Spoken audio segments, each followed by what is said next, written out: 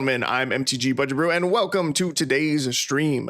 As you saw from the title, we are combining the keyword heroic with a hero, and that hero happens to be Hawkeye, one of the Hawkeyes. Today I've built a deck around Hawkeye Bowslinger. It's 2 and a white for a 3/3 human archer hero with reach and vigilance that says, whenever you cast a spell that targets a creature, put a +1/+1 counter on Hawkeye, scry 1. Now, if you don't know the keyword heroic, which honestly I think may have been a little bit of a flavor miss that it was not included in the new Marvel set, but if you're not familiar with the keyword heroic, it says whenever, well, it's not, is it a keyword? The ability heroic? I don't think it's a keyword. I think it's just an ability. Heroic says whenever you cast a spell that targets this creature, put a +1/+1 counter on, or whenever you cast a spell that targets this creature, do something. That is what heroic is. For instance, Phalanx Leader says heroic, whenever you cast a spell that targets this creature, put a +1/+1 counter on each creature you control. However, we've also got something like Favored Hoplite. His heroic ability says, whenever you cast a spell that targets this creature, put a +1/+1 counter on this creature and prevent all damage that would be dealt to it this turn. We've got, let's see, we've got at least one more heroic creature in the deck. We've got Wingsteed Rider. This heroic ability says, whenever you cast a spell that targets this creature, put a +1/+1 counter on this creature. Very simple, very chill. So yeah, that's the goal of the deck. We're going to be targeting our creatures with spells and getting extra advantages from it. So let's see. So Favorite Hoplite, we read through him. Phalanx Leader, we have that as well. Wingsteed Rider, 3 mana 2/2 flying. Hawkeye, we read through him. We're running 3 copies of Hawkeye. We're not running 4 because he is a legendary creature. So we're just going to run 3. And then our 4th rare for the deck is going to be Ojutai Exemplars. 4 mana 4/4 human monk that says, whenever you cast a non-creature spell, choose 1. And the options are tap target creature. This creature gains first strike and lifelink until end of turn. Or exile this creature, then return it to the battlefield tapped under its owner's control. So that's going to be our 4th rare for the deck. 3 copies of Hawkeye and 1 copy of Ojutai Exemplars. Let's see. On top of that, we also have 2 copies of Seeker of the Way. It's a 2 mana 2/2 with prowess. It says, whenever you cast a non-creature spell, this creature gains lifelink until end of turn. We're just lacking in the creature department a little bit, and I didn't like the other heroic options that we had in white. So I just added 2 copies of Seeker of the Way. Now, what are we casting that is going to target our creatures? Well, we've got a bunch of options. Let's split this up. We've got 8 sorceries here. Dig Site Inventory. Put a +1/+1 counter on target creature you control. It gains vigilance until end of turn. Flashback for 1 white. So really, this will allow us to trigger heroic twice for 2 white mana, which is really nice. We have a little bit of draw in the deck with Honor. 1 white for a sorcery that says put a +1/+1 counter on target creature, draw a card. I've never used this card before. It's somewhat newer. I'm excited to see how it works. I think for this deck specifically, it'll be really good. So those are 8 sorceries that we're running. Now we have 8 aura cards that we are running. We're running 2 copies of Cartouche of Solidarity. Enchant creature you control. When this aura enters, create a 1/1 white warrior creature token with vigilance. Equipped creature has +1/+1 and first strike. I like the idea of Cartouche of Solidarity. Again, we have almost an even split of creature and non-creature spells. So this being able to make a token creature, I think is going to be valuable. And the +1/+1 and first strike for only 1 mana, it's definitely not bad. We have our removal in the form of an aura. We're running a full playset of Sheltered by Ghosts. 2 mana enchantment aura that says enchant creature you control. When this aura enters, exile target non-land permanent and opponent controls until this aura leaves the battlefield. Enchanted creature gets +1/+0 and has a lifelink and ward 2. So yeah, we get to exile our opponent's non-land permanent or whatever it is. Our creature gets buffed, it gets lifelink, and it has ward 2. So Sheltered by Ghosts is going to be one of the most important cards for us to see in a match. And then I've got 2 copies of a slightly more expensive aura, just because our curve was really, really low. I wanted something with a little more, I just want a little bit of top end, just a little bit. So I've got 2 copies of On Sarah's Wings. It's a 4 mana legendary enchantment aura that says enchant creature. Enchanted creature is legendary, gets +1/+1, and has flying, vigilance, and lifelink. So we do got to watch out for the legendary part of that. So if we have 2 copies of favorite hoplite out and we cast On Sarah's Wings, targeting one of our favorite hoplites, try and give it flying and win the match, we are going to lose the other hoplite. So that'll be something to keep in mind as we go through our matches. And, you know, this is just the very rough draft of the deck. This is the first version of the deck. So we'll see what adjustments we make. Now, the last 3 cards we have in the deck is a very cool enchantment that just came out with Strixhaven.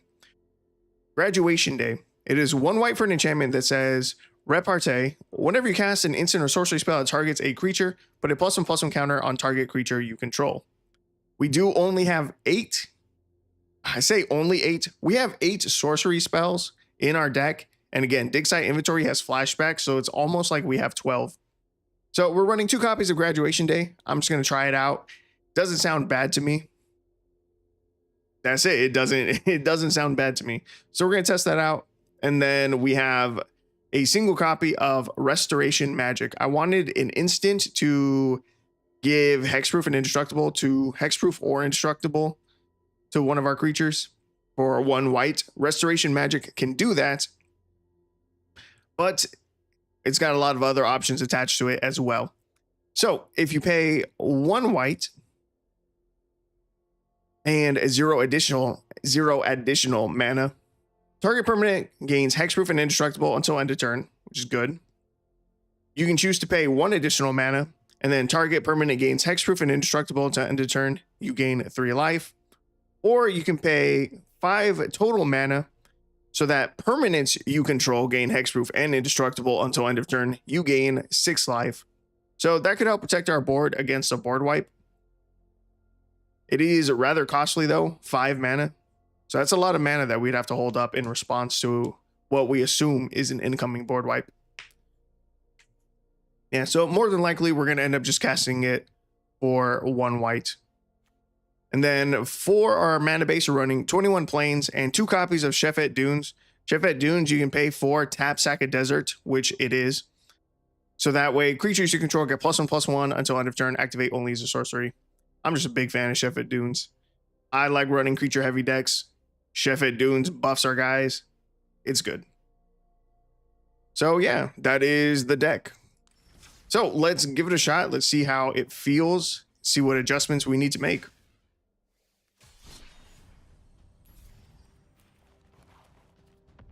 Hopefully it doesn't need too much work. On Sarah's Wings, that one's definitely one of the sketchier cards in the deck, as well as Graduation Day. I kind of want it to be good. When I was first making the deck list, I did throw in a full playset of it. But I was like, as a late game draw, it'd be really ass. It'd not be great. So we'll see how it goes. Here we are going into match number 1. Yeah, I'm really surprised that they did not bring Heroic back as like an ability for a bunch of creatures in the new set. This hand is really slow. Seeing 3 of our 3-drop creatures in our opening hand is pretty whack, considering we only have 7 of them. For our deck, this is really heavy, which means we're not doing anything until turn 3. I'm gonna mulligan. Okay, we have no creatures in this hand. We'll go down to 5. Not loving this start. Now, you see, I said we had about a 50-50 split on creatures. I was still worried that we don't have enough 1-drop creatures. The problem is I didn't find another 1-drop creature that I liked. Let's see. We'll play Seeker of the Way. And now we're having the opposite problem. We've got 3 creatures, and we have nothing to target them with. And we just have the Graduation Day. Yeah. Yeah, not great. Oh, and Arena is deciding to lag right now. That is incredible. Lucky us. At least it's a non-creature spell, so Seeker of the Way becomes a 3/3 with lifelink. Our opponent played Spider Girl, Legacy Hero. 2-mana 2/2. During your turn, Spider Girl is flying. When Spider Girl leaves the battlefield, create a 1/1 green and white human creature token. Green and white human citizen creature token. To play a Chromatic Lantern. Interesting.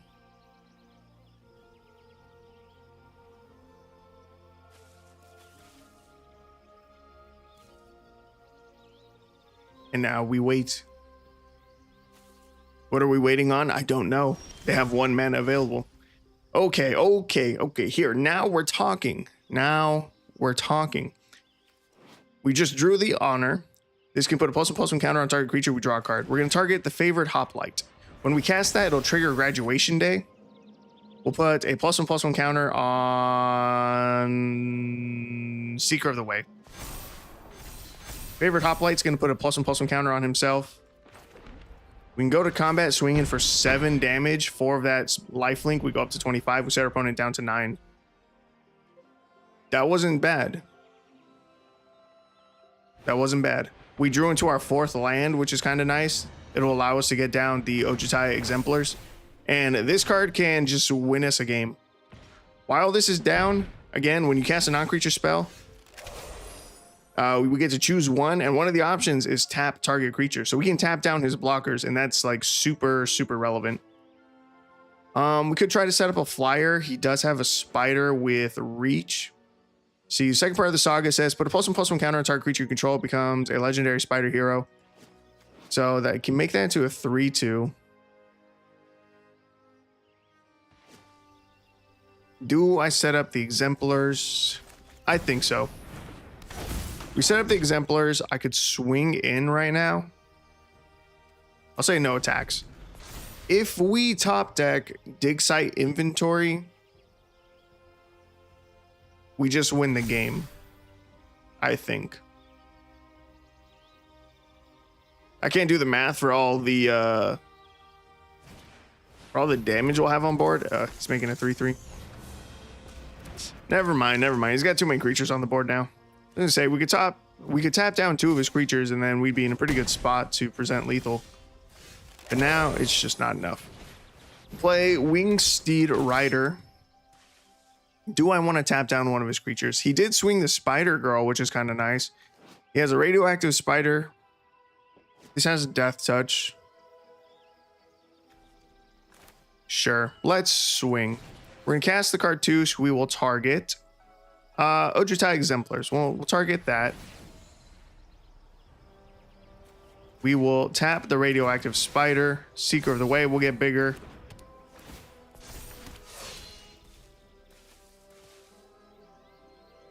Definitely swinging Ojutai. Do I think he double blocks Seeker of the Way? Probably not, but we'll see. We'll swing both. Nice. All right, he chumps our 5/5. He takes 4. He goes down to 5. We're back up to 24.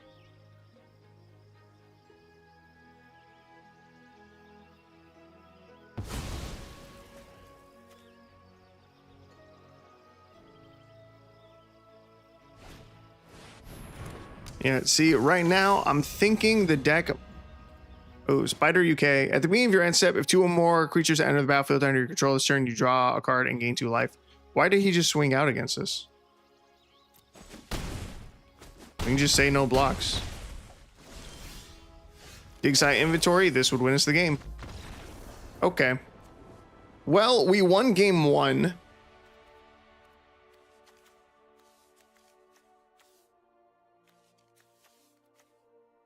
I don't know how I feel about it.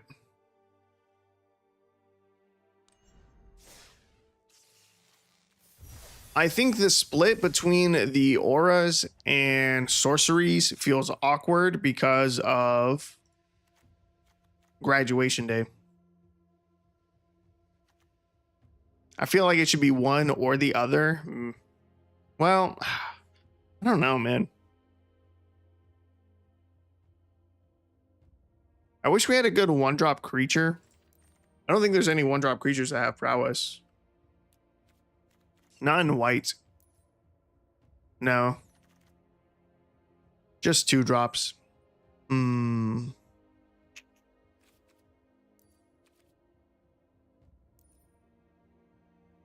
They probably learned their lesson after making Monastery Swift Spear. That'd be super good for this deck. Monastery Mentor is a pretty nuts card.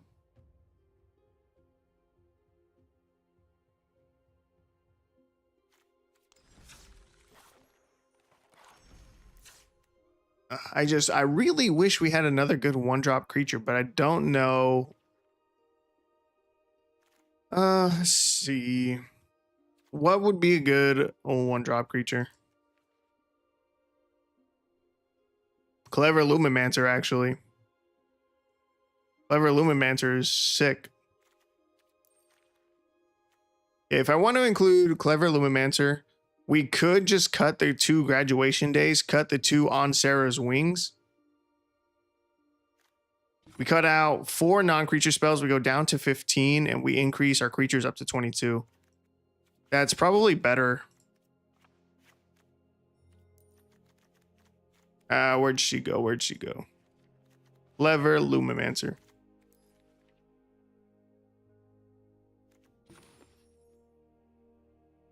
Our average CMC for the deck is 1.7. That is very, very low.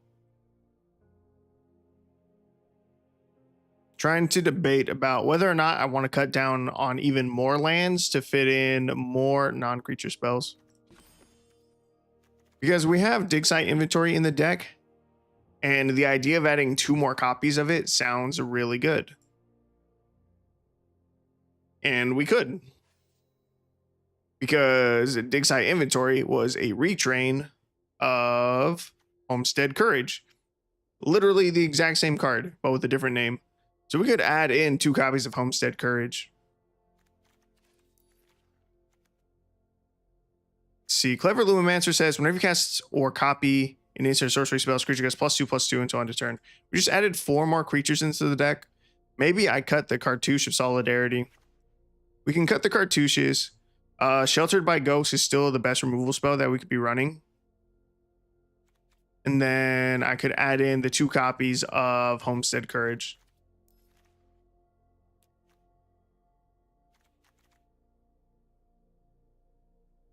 We've now got 8 really good 1-drop creatures.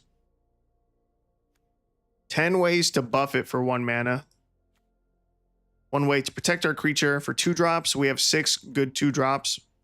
We've got our removal at 2. 3 drops, we have 7 bodies, which is kind of a lot. And then our top end is Ojutei Exemplars at 4 mana. Let's give this a shot.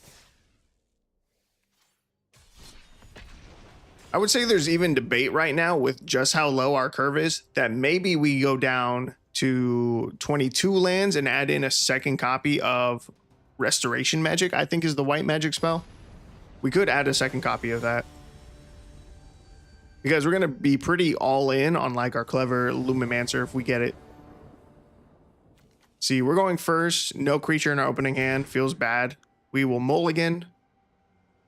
Keep 6. We can throw back either Homestead Courage or Dig Site Inventory. Either one is fine. Turn 1, we're going to play the Hoplite.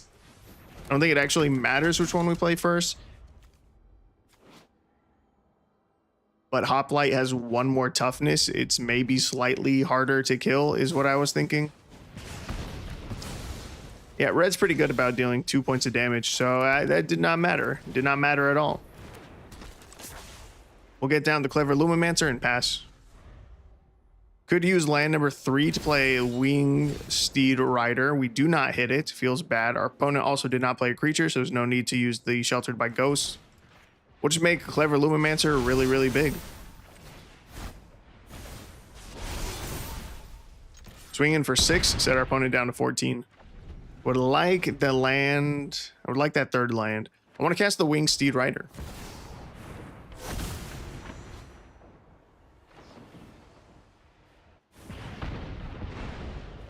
Okay. Well, I don't know what just happened, but it seemed like some bullshit.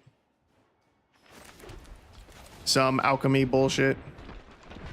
Something, a Dark Age Scion, 3 mana, 3/3, starting intensity 1. At the beginning of combat on your turn, you may cast a spell with mana value equal to, I don't know, Yarsel's intensity from your graveyard without paying its mana cost. If you do, Yarsel intensifies.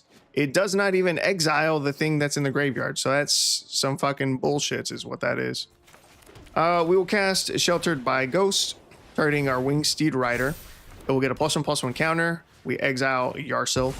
Winged Steed Rider is now a 4/3. We're going to cast Dig Site Inventory. We're going to go all in on our creature. Make it super big as we can. Swing in for 8 damage in the air. We gain 8 life. We go up to 28. And that's it. We hope that our opponent does not have a removal spell, and that they did not. That would have been GG. That was GG. That was lethal. Well, we dealt damage to our opponent 3 times. In 3 hits, we got to kill our opponent. That seems not bad. Seems not bad to me.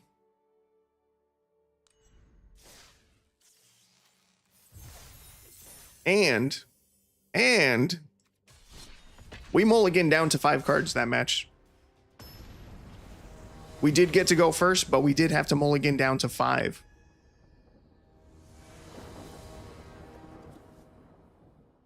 Okay, we're going first. This is a hand that we can finally keep. We have a beautiful 1, 2, 3 curve. We go Favorite Hoplite, set up Phalanx Leader. This heroic ability says whenever you cast a spell that targets this creature, put a +1/+1 counter on each creature you control. So it's sick. We set up the Phalanx Leader. We swing in for 1. We set our opponent to 19. Next turn, we set up second Phalanx Leader. Cast a Homestead Courage, targeting our first leader. It will get a +1/+1 counter from the Homestead Courage, and then it will put a +1/+1 counter on each creature we control. Nice.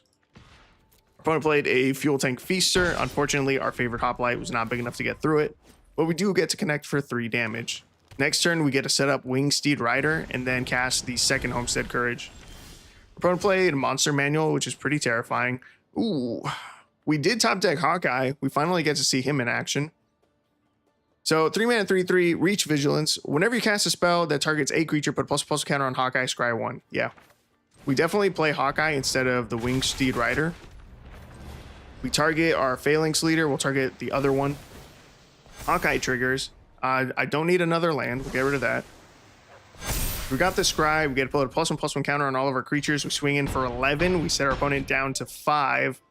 Our opponent has their Monster Manual. They can pay 2, tap this, and put a creature card from their hand onto the battlefield. So let's see how bad the damage is.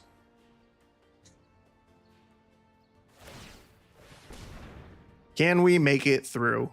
Worst case scenario is not you. It's not Iona. Oh, the Sheffet Dunes was going to be such a filthy top deck. You don't even know. So let's see. He had 2 blockers up. I could block the 5/5 and one of our 4/4s. He was still going to take 7. But the Sheffet Dunes, we were not going to be able to cast white spells. We're not going to be able to cast them whatsoever. But we top decked the Sheffet Dunes and we have enough mana to activate it. We could have put a +1/+1 counter, or we could have given all of our creatures another +1/+1 before swinging, and that would have just been awesome. All right, good match. That one was clean. That one felt nice. We got to see Hawkeye. That was cool.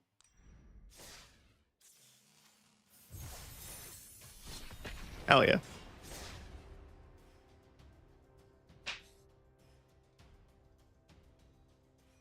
Okay, this might be it. This might be the deck list. I'm a little bit unsure about the Ojutai Exemplars.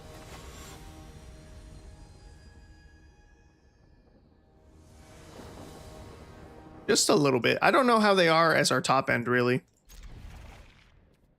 Normally, when I build decks, It's usually built around some kind of rare creature more often than not. Like I said, I like playing with creatures. I like building creature heavy decks, and finding a cool creature, just finding a cool creature is really easy to do.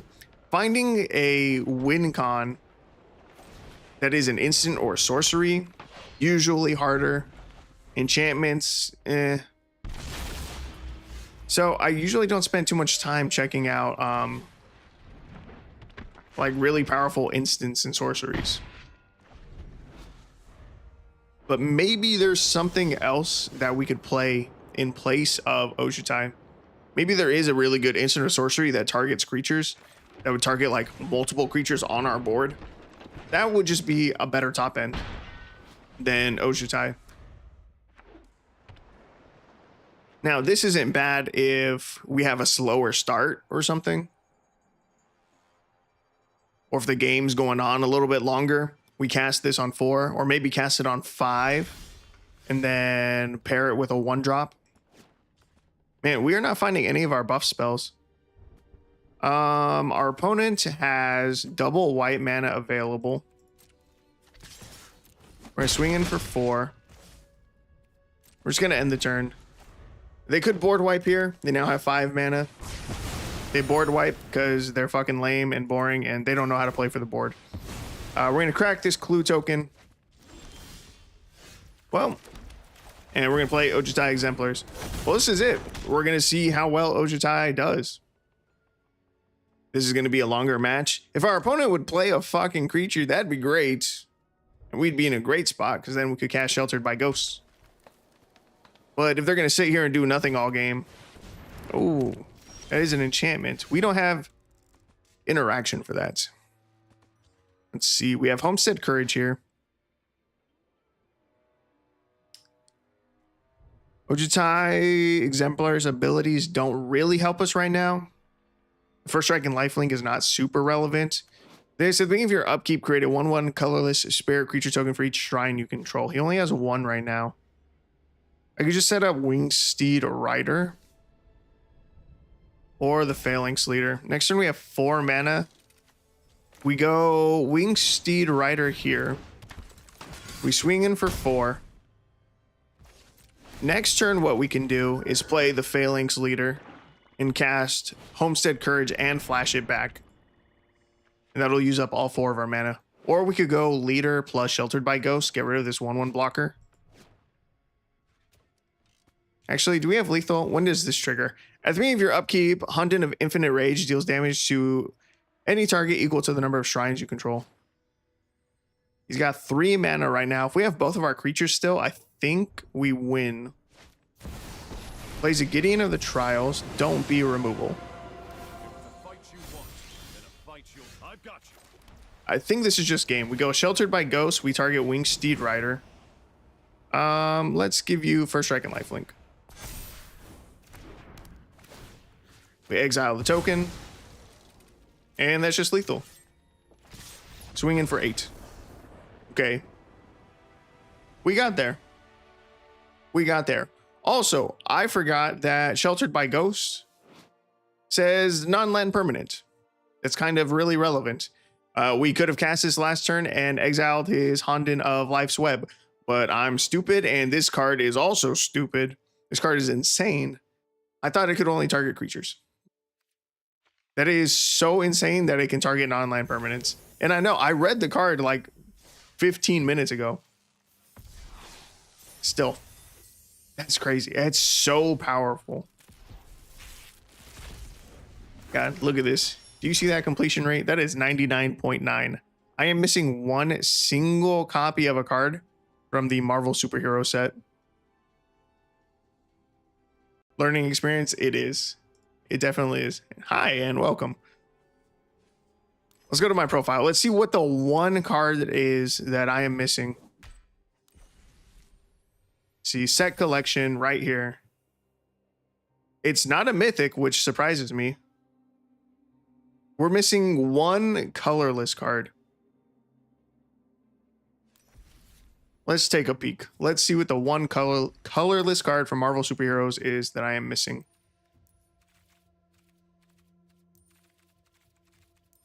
And we're just missing one copy of one colorless card. We have 3 copies of it.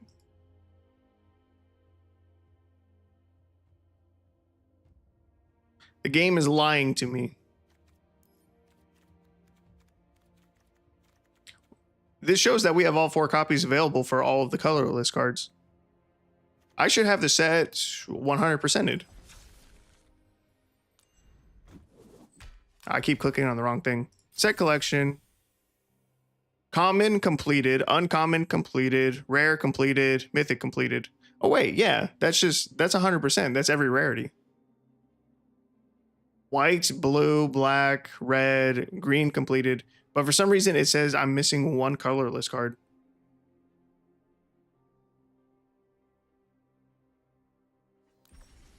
Which doesn't make any sense. If we have, it'd be a colorless land, but even colorless lands should have a rarity. And if I have all of the rarities completed,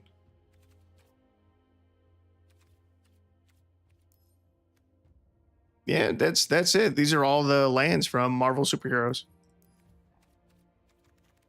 Unless, I don't know, is there wastes in the deck? Or in the set? I don't think there is. Weird. It's probably just a bug. Oh, well. Let's hop into another match. Hell's Kitchen? Oh, did I miss it? Am I blind?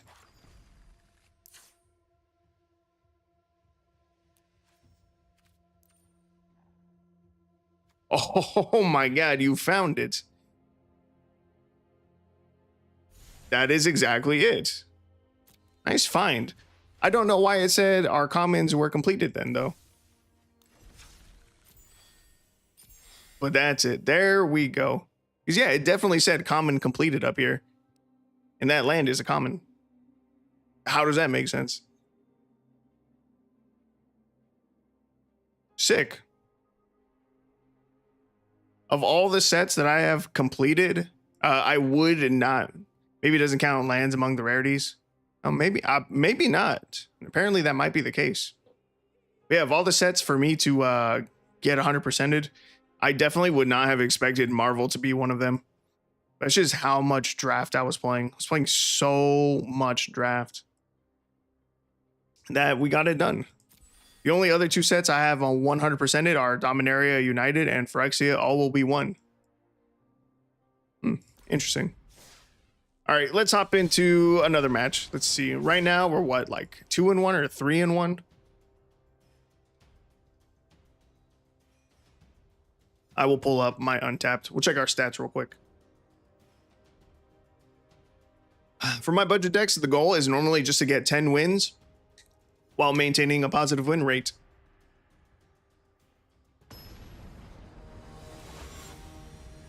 So let's see. We are 4-0 right now.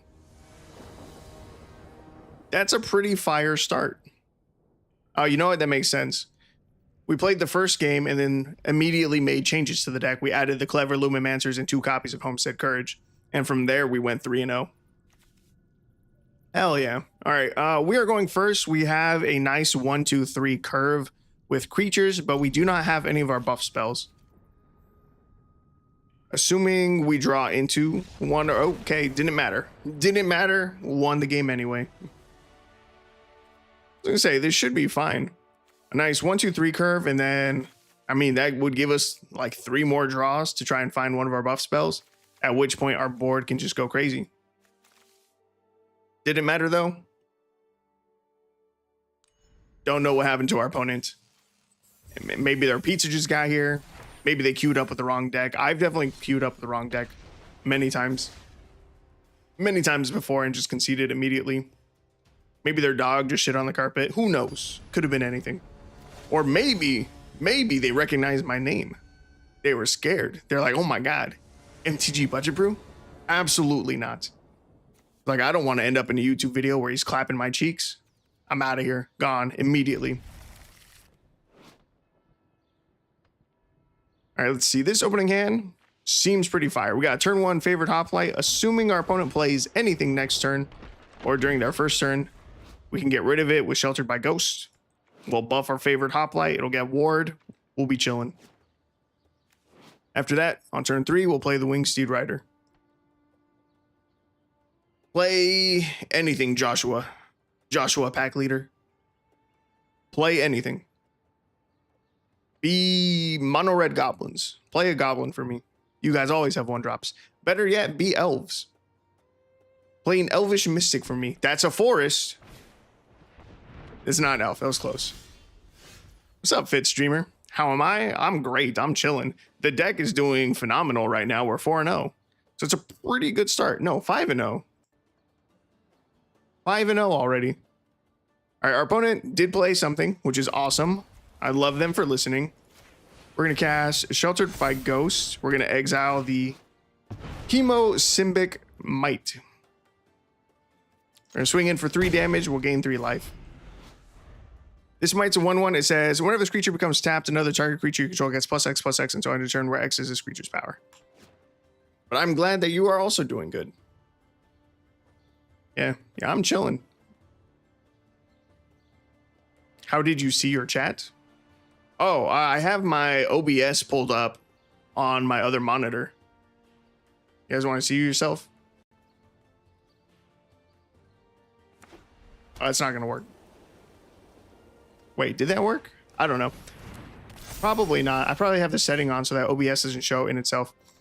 But I have OBS pulled up on my other monitor, and it has both YouTube and Twitch chat pulled up there in a window. See, our opponent played Dockworker Drone, 2-mana 1/1 robot. This creature enters with +1/+1 counter on it. When this creature dies, put its counters on target creature you control. We're just going to set up the Wingsteed Rider here. We'll swing our favorite Hoplite. He probably doesn't block here. He probably takes the 3. And if he does chump, it's no problem. I enjoy using the Might for station or saddle. Whenever it becomes tapped. Oh, yo, that's kind of like a fire idea. You tap it to saddle the thing, another target creature, whatever you're saddling. Probably just target that to give it an additional +1/+1. That's kind of nice. I'm gonna steal that idea. And yeah, it is cool having the multi-chat in OBS. But because of that, I never know how many viewers I have. Rather than having like a YouTube window open and a Twitch window open to watch like each chat individually and monitor just the streams on both. I never know how many people are watching. Most of the time, I assume it's a very, very low amount. And that's fine. But yeah, I only ever really know that someone's here if I see their comments. So yeah, welcome guys. We're chilling and I'm stealing, like I said, I'm stealing that idea for the Might. Maybe that'll be my budget brew for tomorrow. What's his name? Chemosymbic Might. Saddle is fun. What's your fave color? We're playing it right now. It's white. I am 100% a white player. First commander deck I ever built myself, mono white, and I loved it. And I still love it. Unfortunately, let's see. Here we're going to play Ojutai Exemplars. We'll swing 2 in the air because he made his Dockworker drone bigger. It's now a 4/4. It's kind of beefy. Oh yeah, unfortunately, my least favorite archetype is in white, and it is mono white life gain. I absolutely hate playing against them so much, and it's in my favorite colors. And I also despise board wipes. I think there's too many cheap board wipes, and because we build budget decks, I never get to play with board wipes myself. So I hate board wipes and I hate mono white life gain, but white is definitely my favorite color. 100%. Here we got 5 mana. We're about to blow our opponent out of the water. I think they're going to concede after this play. We're going to play Hawkeye Bowslinger. We're going to cast Sheltered by Ghosts. We'll target the Ojutai Exemplars. We will give it first strike and lifelink until end of turn. Hawkeye will get a +1/+1 counter and give us a scry. And Sheltered by Ghosts will now exile the Dockworker Drone. We'll swing in for 8 damage here, set our opponent down to 7. They got nothing on their board. I don't know what they do from this point. They board wipe us. That's it. My weakest color is blue, but mine is red. I am not a blue player at all. I am terrible at blue decks. I don't care for counter spells. I think they are unfun. And I don't like playing with them myself. Because I have to take a turn off from developing my board to hold up mana, to hold up the counter spell that may or may not end up being useful. So I'm not a big fan of counter spells. Our opponent did not concede. Mad respect. We can't swing the favorite hoplite, but we can swing our 4/4 and our 5/4. Yeah, and I think the problem that I have with counter spells is the same problem I have with board wipes. Both incentivize players to play less Magic. Like, if I see my opponents playing, all I've seen them play are planes for their mana base, and I see them foretell a card. Chances are that's a Doomscar. If I know that they have a board wipe waiting in preparation, it encourages me to not play any creatures, to not develop any of the board. And if they know they're going to wipe the board, they're not going to play any creatures. So now neither of us is doing anything until he determines there's enough on the board to wipe it. And that's boring and lame. And same thing with blue. If I'm playing against someone, they got 2 islands, they're untapped, you know what you're expecting. It's a counter spell. And if you're expecting a counter spell, the only thing you can do to play around it is either play through it or cast nothing. And so now you're taking a turn off from casting spells. They just took a turn off from casting spells. Both are literally encouraging players to play less Magic, and that's lame. Mono black discard effects, also lame for the same reason. You got two people trying to play Magic, but one of them has no cards in his hand. You can't play Magic if you have no cards. This opening hand is very slow. We have no play until turn 3. We're going to mulligan. And that is my small rant about issues that I have with specific colors. I'm going to throw back one Sheltered by Ghosts. Hopefully we are not punished by that. I could have thrown back the Wingsteed Rider. It probably would have been the better play. We still need to draw into our 3rd land for this. Oh, we got it. We're fine. We'll play the Phalanx Leader, swing in for 1, set our opponent to 19. Red has haste, and I like burn spells. So do I. Red, I think, is probably my second color. I think red is probably my second favorite color. Okay, let's see. Our opponent played Electrostatic Field. That means next turn they're playing to cast an instant or sorcery spell. They are in Rakdos colors. Rakdos is very good at creature removal. So I kind of liked the idea of setting up the Wingsteed Rider so that way it could get +1/+1 counters put on it by the Phalanx Leader.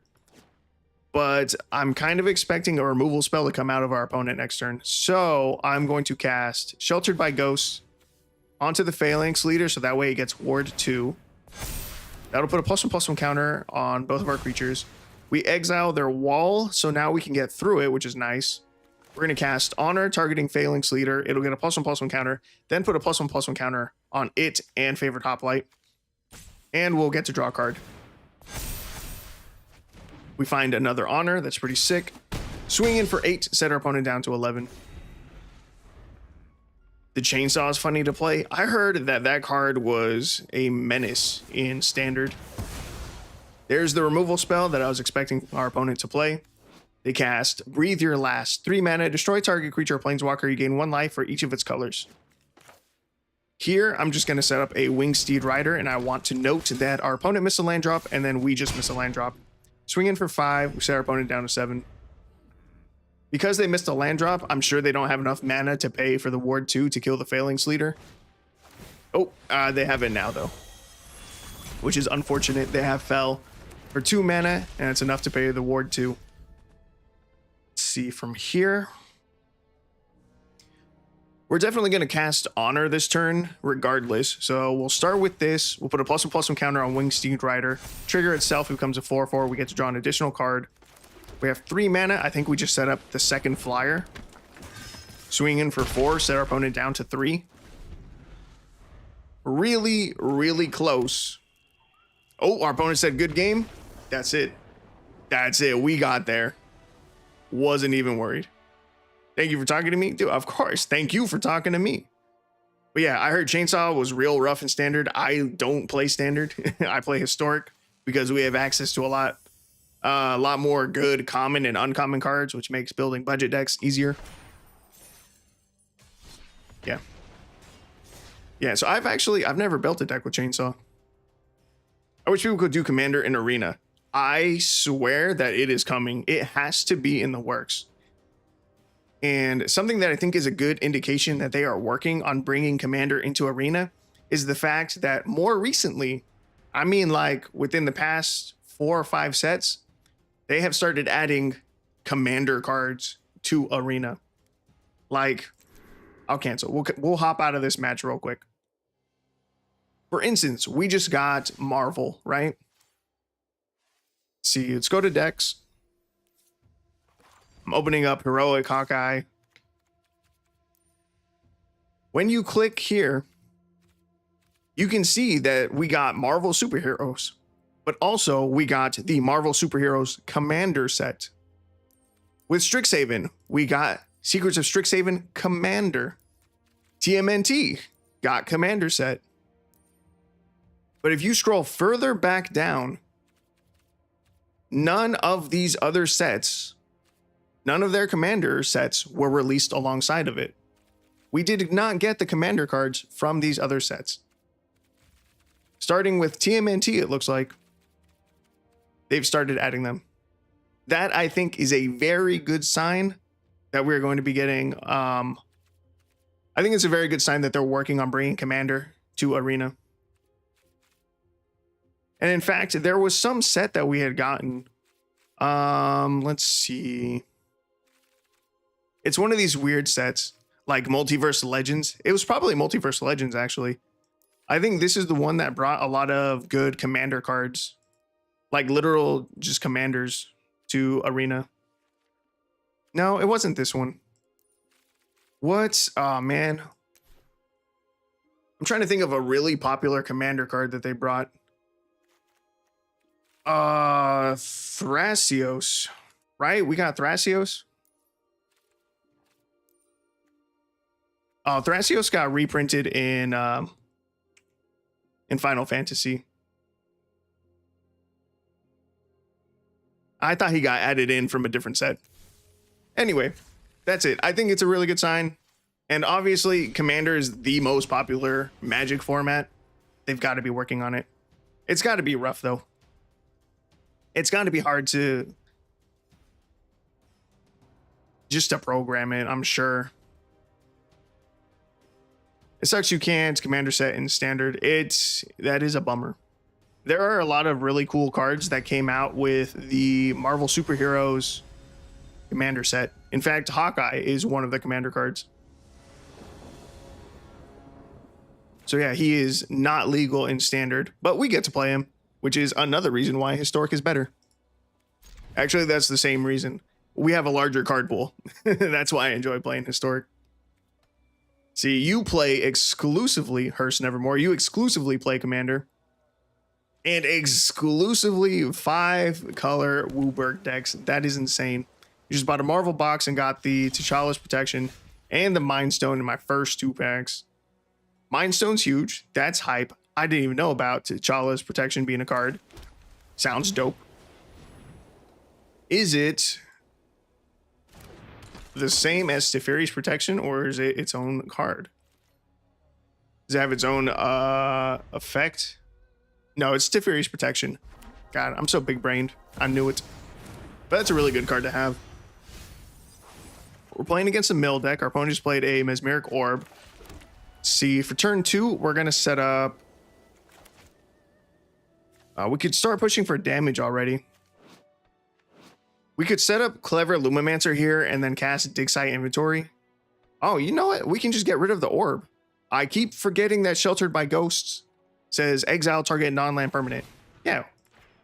We just get rid of the orb. Duh. Orb, gone. Favorite Hoplite, now a 3/3 with lifelink and Ward 2. We connect for 3, set our opponent to 17. Yeah, Progenitus, Corona. I wanted to build a Corona deck. I think she's very cool. You're running it as a mutate/infect deck. I call it my COVID deck. Nice.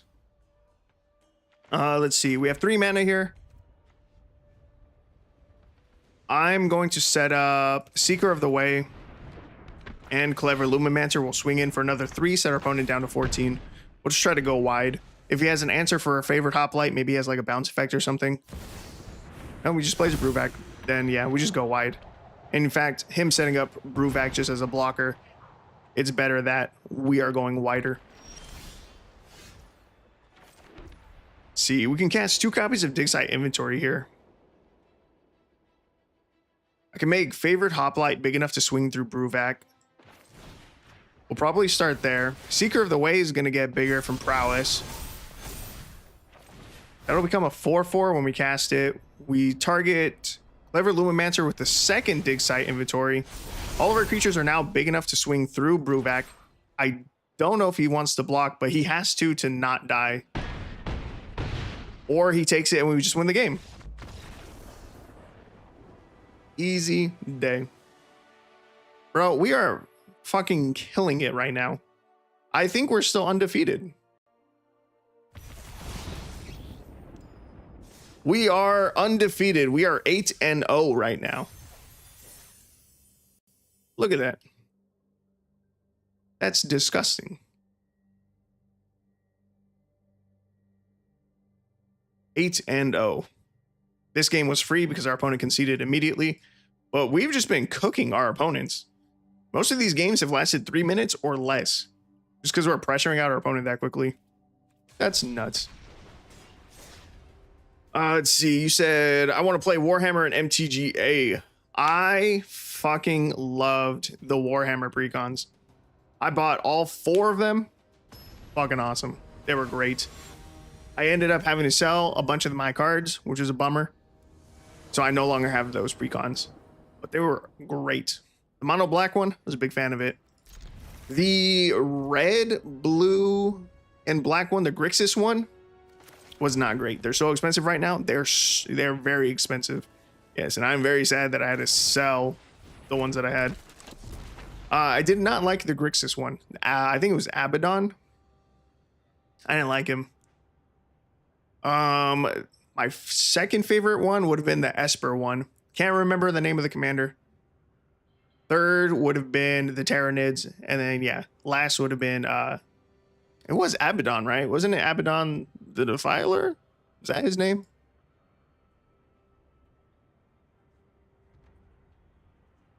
No, maybe that's not it.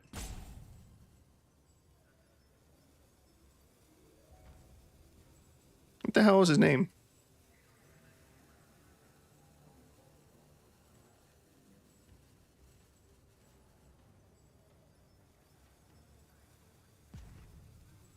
I don't know if you guys are telling me, but I'm looking up. Oh, Abaddon the Despoiler. I just misspelled Abaddon. Yeah, that was definitely my least favorite. That one I think needed the most amount of work. I think that deck would benefit the most from upgrades. Here we're going to set up favorite Hoplite, cast Honor targeting Clever Lumimancer. We'll get to draw a card. Swing in for 3 damage. Yeah. No, they were sick. I don't know. I think we're getting too many universes beyond sets. But honestly, so far of the ones that we have gotten, they're not bad. Marvel, I saw a video on YouTube, a short from one of the main people from MTG Goldfish. I don't know his name. He made a video and he said there's a big difference between something like Marvel and like Lord of the Rings or even Final Fantasy. And the big difference between the like Marvel and the other universes beyond sets that we've gotten so far has largely been the world building. He was like, Lord of the Rings, it's been around forever. Yeah, there's a lot of characters that you know, but the world building is there. Just like any Magic set, they build the set around a world, a theme, you know? And that's just not what we got with Marvel, which is why it doesn't feel the same. Because Marvel has just been a bunch of legendary creatures. It's all about the heroes and villains, right? It's all about the creatures, the characters. And that's not how the other Magic sets are traditionally built. You don't normally build a set around characters. You build it around a world. So I don't hate Universes Beyond. Again, I love the Warhammer cards. Those are sick. Lord of the Rings, cool set too. That was great. But there have been a couple that have been a little bit weird. The first set, Walking Dead, that one was a weird one. I think it was just a secret lair. A weird choice to me, though. Let's see here. We set up Wingsteed Rider. We have Hawkeye down. So whenever we cast this Honor, we'll get to Scry before we get to draw a card, which is nice. Our opponent has 2 1/3 blockers. When I cast this, Clever Lumimancer will already become a 3/4, so I don't need to buff her. I think we buff the Favorite Hoplite. Lumimancer trigger on the stack. Favorite Hoplite's going to buff himself. Dig Site Inventory on top is a phenomenal card to see here.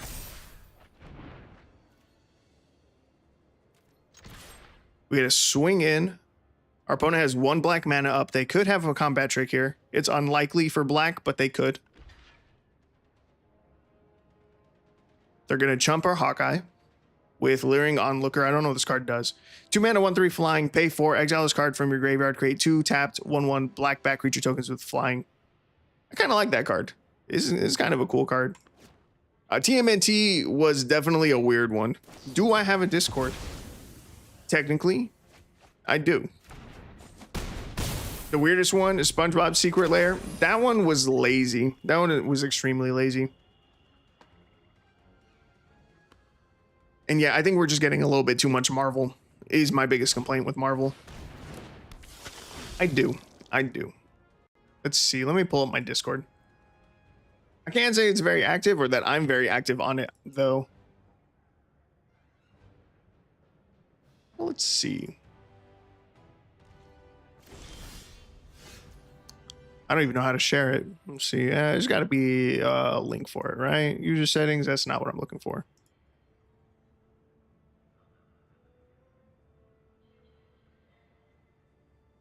Here, let me try to kill this guy real quick. Okay, he's got a Vampire Nighthawk out, which is mildly concerning. Can I still present lethal damage? Can we still connect for 12 here? Dig Site Inventory. Targets Wingsteed Rider. Make this big enough to kill the Vampire Nighthawk in the air. We'll get to Scry from Hawkeye. Seeker of the Way. That's not what I need.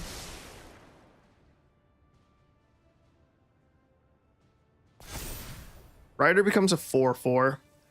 He may use his Death Toucher to kill Hawkeye. So I think from here, I'm going to target, I think just the Clever Lumimancer with the second Dig Site Inventory. That'll become really big. Another Clever Lumimancer on top. That's not what we want to see. We got enough creatures.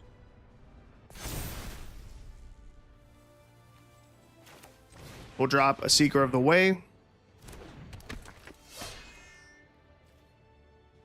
We'll swing in with 19 total damage. This is not going to be enough for lethal, though. Let's see.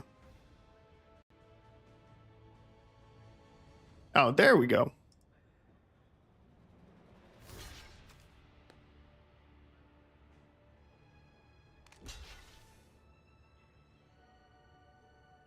Oh.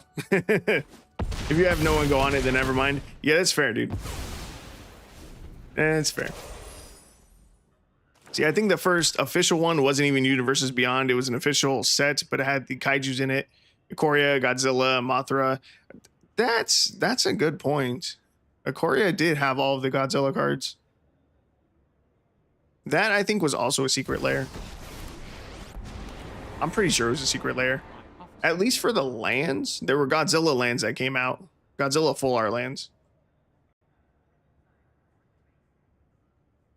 Let's see. Let's see what Google says the first one is.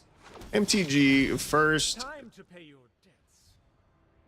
debts. Universes Beyond.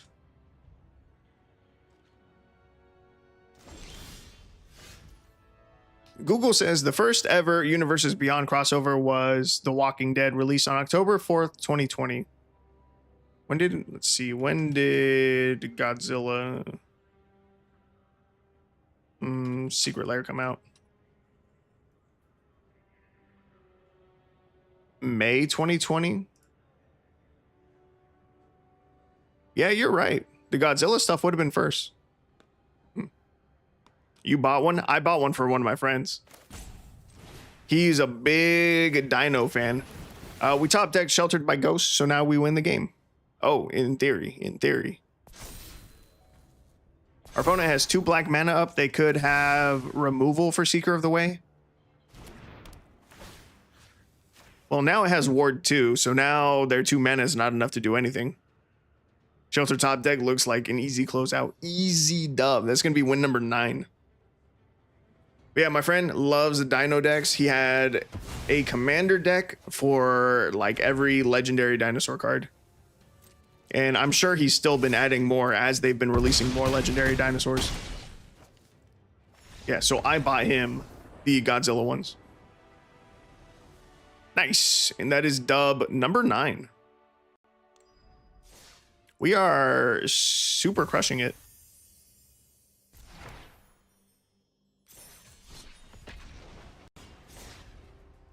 One more and we hit our goal. We hit our 10 wins, just like that. This will be the first time so far that I have gone undefeated.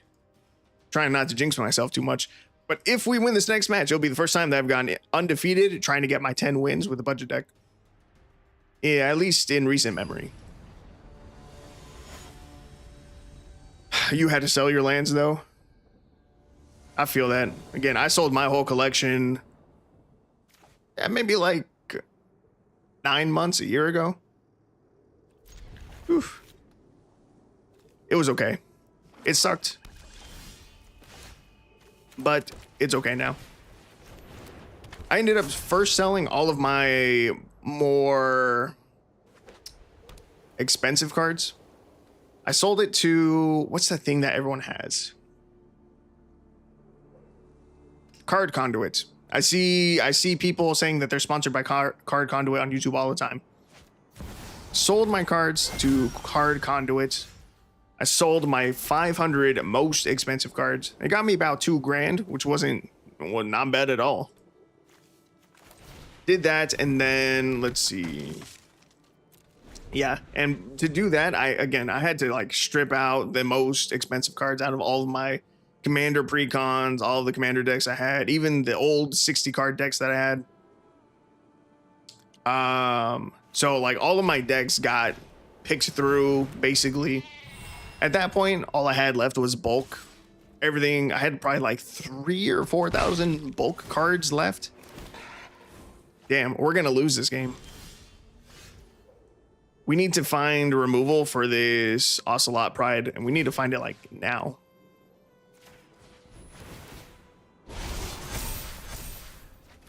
It's not removal.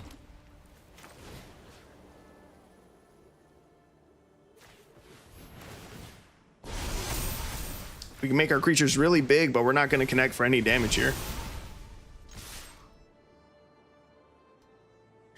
Yeah.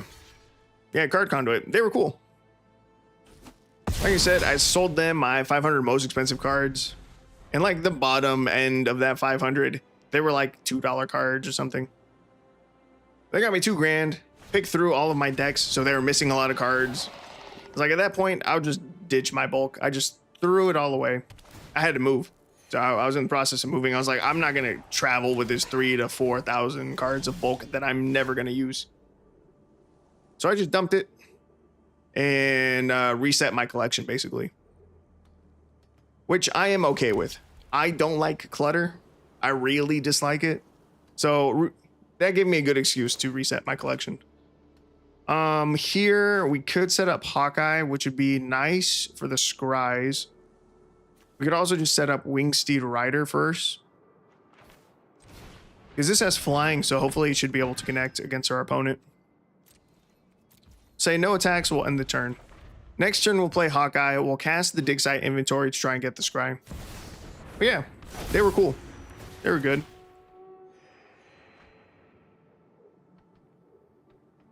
Man, I think I wasted like 70 or 80 bucks when I mailed the cards in to buy the insurance for the cards.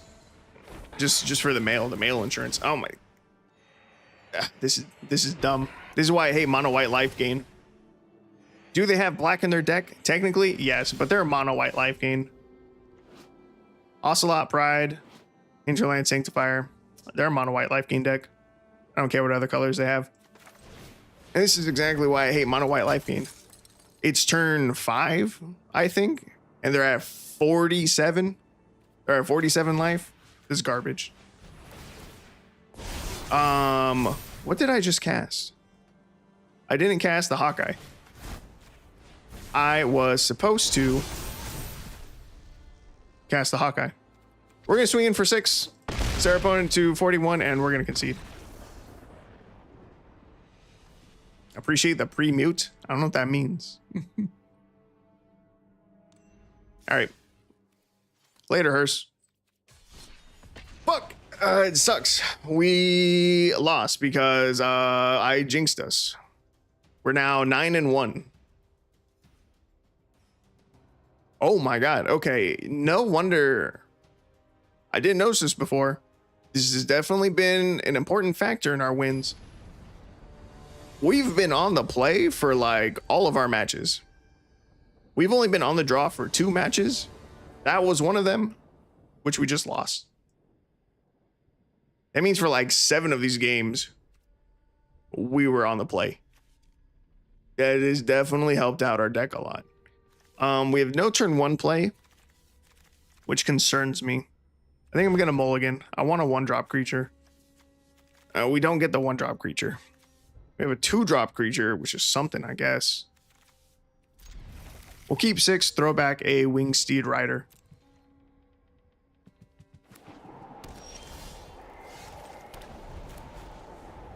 Yeah, I don't know what you mean by the pre-mute. You had me worried for a second there. I was like, did I accidentally touch my mic and mute myself? Here we'll play Seeker of the Way. Opponent started with a Chronicler of Worship.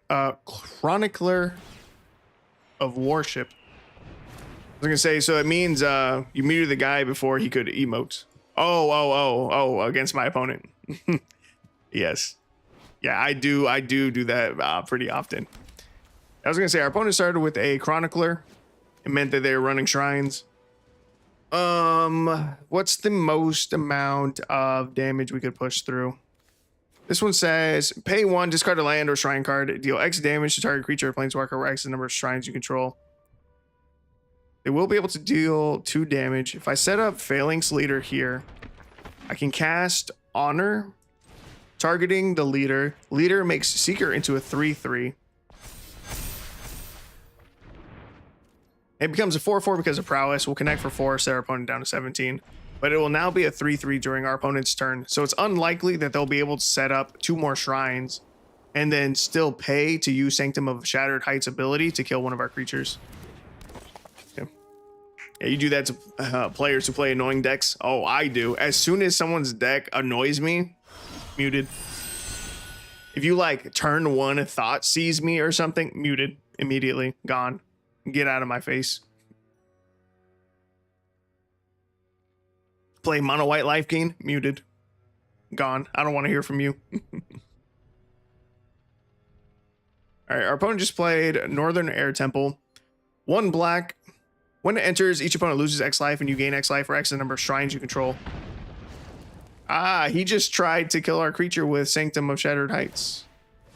Oh, you can activate it twice. Okay, that's kind of whack. Well, he had to discard 2 cards to kill our creature, and we have another copy of it in hand, so that's kind of nice. The correct answer is to get rid of one of his shrines. I was reading Northern Air Temple. Whenever another shrine you control enters, each opponent loses 1 life, you gain 1 life. The Sanctum of Shattered Heights, I think, is a bigger problem. So we're going to play Phalanx Leader here. We're going to target it with Sheltered by Ghosts. That will trigger its ability. That'll trigger the prowess on Seeker of the Way. And we are going to exile his Sanctum of Shattered Heights. We'll swing in with our 5/5 Seeker of the Way. See if he blocks or not. He does not. He takes 5. We gain 5. He's at 14. We're at 27. We're looking all right. And you can shelter it away. Exactly. Yeah, overall, that ended up being pretty positive for us. He discarded 2 to kill our creature. We had a replacement for it, and we got to get rid of his shrine anyway. This seems bad, though. Southern Air Temple. When it enters, put X +1/+1 counters on each creature you control, where X is the number of shrines you control. Whenever another shrine you control enters, put a +1/+1 counter on each creature you control. That's a problem.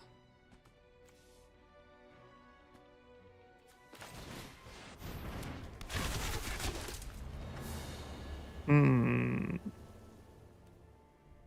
just have to say no attacks here. He's down to 2 cards in hand. We just have to hope that he doesn't keep drawing into more shrines. That's a land. That's a good sign. Don't play a shrine here. Don't do it.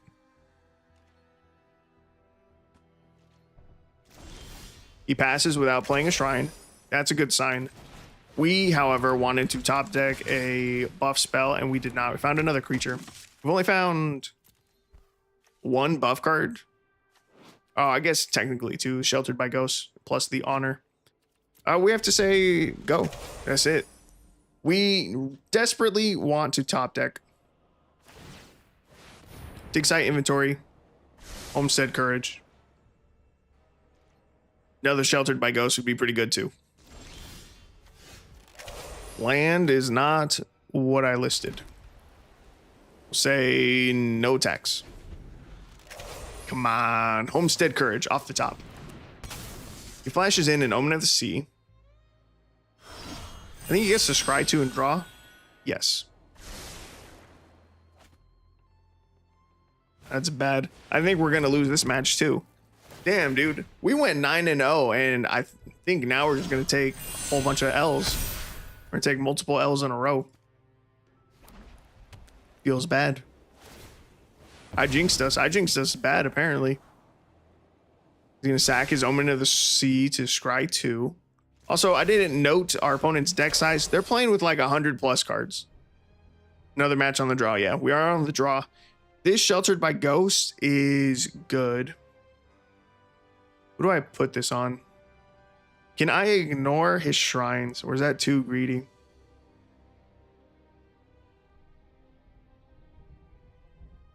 If we cast Sheltered by Ghosts and get rid of his Nessian Wanderer, it frees up all of our creatures to swing.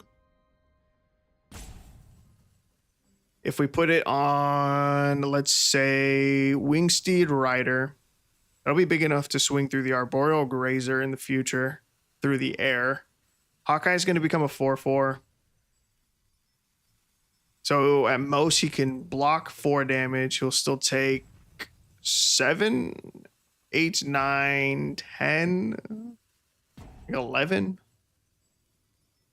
The Sheltered by Ghosts. I think I'm going to target the Wingsteed Rider. I was tempted. Oh, there's another Sheltered by Ghosts on top. We're so good. We're so good at the game. Just draw better than your opponent. Okay, yeah, here we can safely swing everything. Just double check real quick. Yeah, we're good. Swing out everything.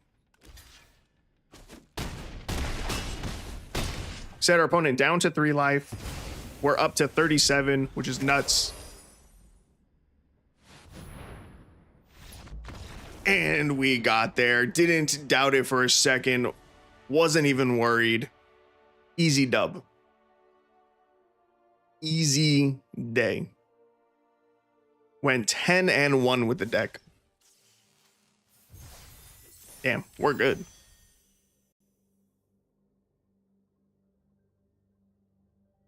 Well, normally this takes a lot longer. Normally this takes closer to 2 hours just for one deck. Sometimes closer to 3 if we have to make a lot of adjustments to the deck list, but we got the deck to work extremely early on. We only had 2 versions of the deck. We only had to make 1 adjustment. We dropped these 6 cards, added a full playset of Clever Lumimancer and 2 copies of Homestead Courage, and went 9-1, which is kind of insane. Always had it. We always had it, dude.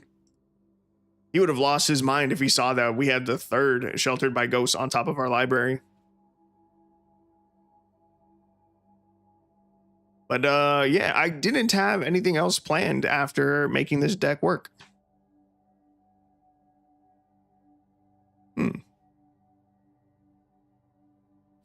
Well, in that case, I'm gonna check out the store real quick. I don't care about these daily deals. We could just make another deck. Go brainstorm the might. That's what I'm thinking.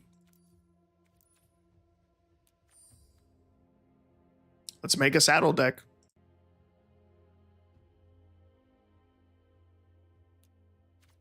Something that's cool is that, how do I only have 1 copy of this?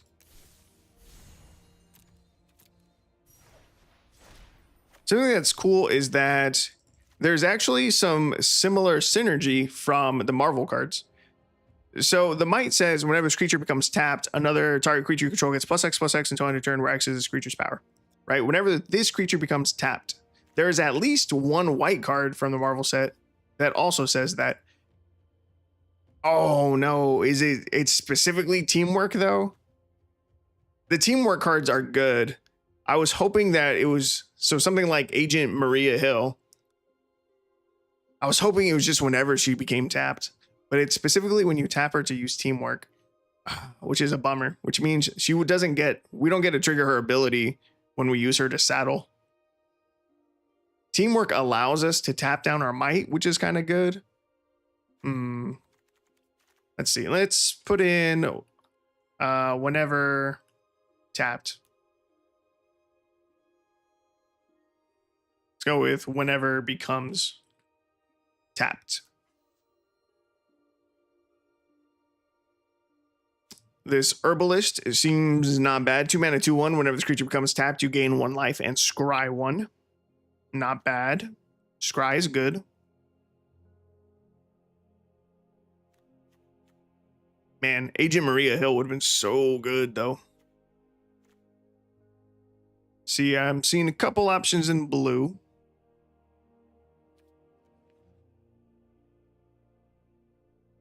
Hawkeye's Bow. Whenever equipped, a creature becomes tapped, it deals 1 damage to each opponent. That does have the tapping synergy as well. It does.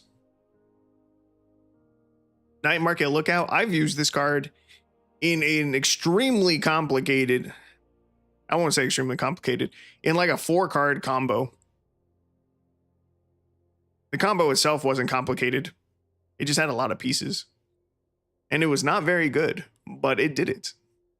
Made an infinite combo with the Night Market Lookout.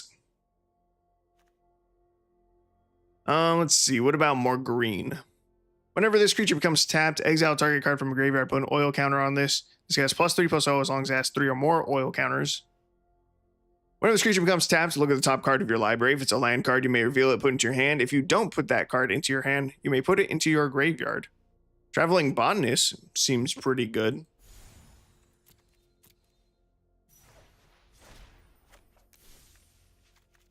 We get a look at the top card of our library and potentially filter lands away. Really just draw the extra lands, but that's not bad. Well, I'm not sure what other colors we want to run then. Wily Duke. We could run him. He seems pretty good. 4/2. He could be our rare. 3 mana legendary 4/2 Vigilance. Whenever he becomes tapped, you gain 1 life and draw a card. It's a good effect. If you can get something to buff the might, its tap effect becomes stronger. I guess Hawkeye's Bow would do that too. It does. Do we want to go with red in the deck? We could try to go 3 colors. Does this have this energy too? Whenever any flash becomes tapped, exile the top 2 cards of your library. You may play those cards this turn. That'd be a reason to splash in red. Could run Amara. I've built an Amara deck. She's good. I don't remember what I used to tap her down. but I've used her in a deck before. Whenever she becomes tapped, to create a 1/1 white soldier creature token with lifelink. That helps us get more bodies to saddle with, so that's not terrible.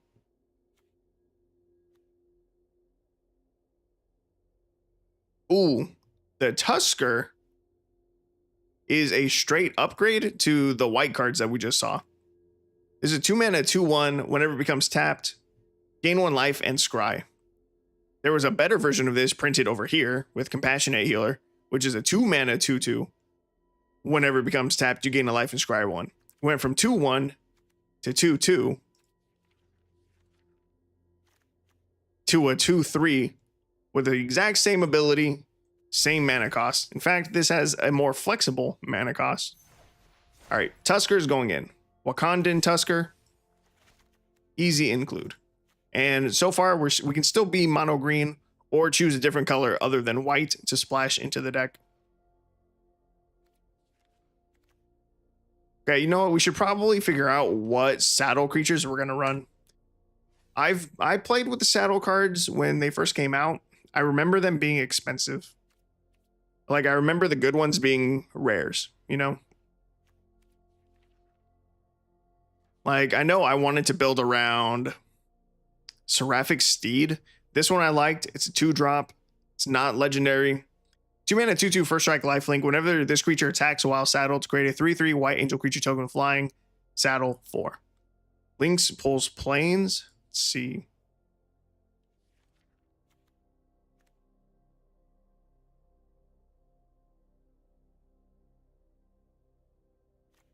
This one. Glory Heath links 2-mana 2/3 lifelink. Whenever this creature attacks while saddled, search your library for a basic plains card reveal, put in your hand, then shuffle.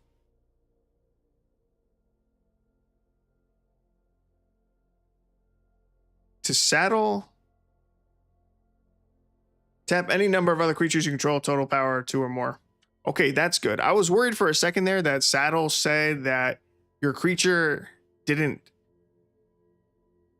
I was worried that saddle required the saddling creature to not have summoning sickness, because there's some card or some cards that have an effect like that.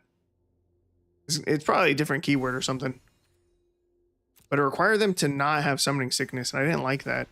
Oh, you know what? I'm thinking of Enlist. I'm almost certain that I'm thinking of Enlist. Enlist, as this creature attacks, you may tap a non-attacking creature you control without summoning sickness. When you do, add its power to this creature's until end of turn. I was worried that saddle was like Enlist for a second. But okay. It is just like a vehicle. So let's see.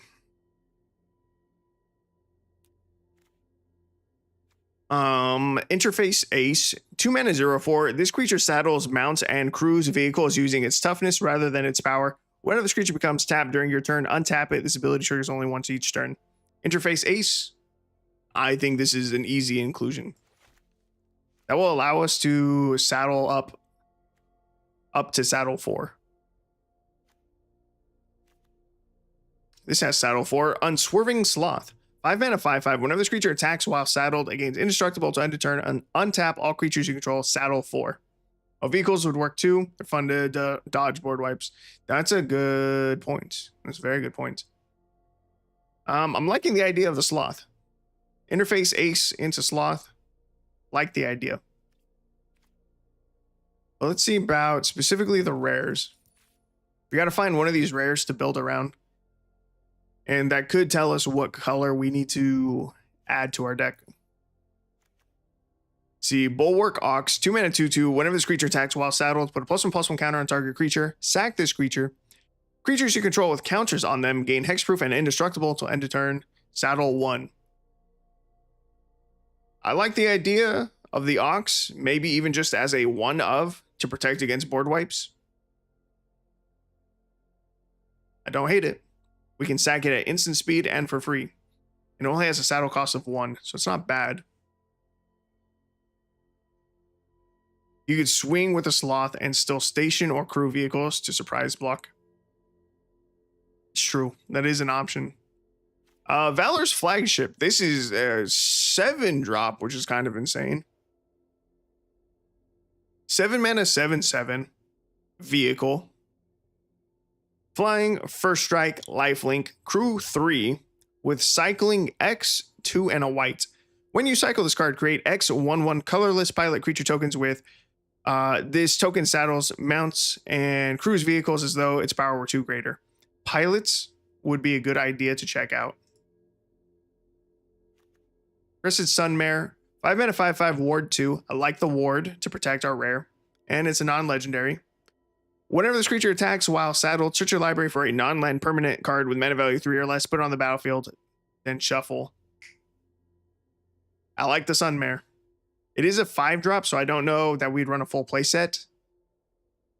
We could run like 2 of these, maybe 1 Fortune Loyal Steed. 3 mana, 2/4 when enters, scry 2. Whenever it attacks while saddled at the end of combat, exile it and up to 1 other creature that's saddled at this turn, then return those cards to the battlefield under their owner's control. I don't know about that effect as much. Here, I'm gonna go use the bathroom real quick. I like the Sunmare. I kind of like the Bulwark Ox, at least as a 1/of. I could try this Steed again. I don't remember how the deck did. I don't remember. I want to say it didn't do super well. I don't remember why. Okay, I'll be right back.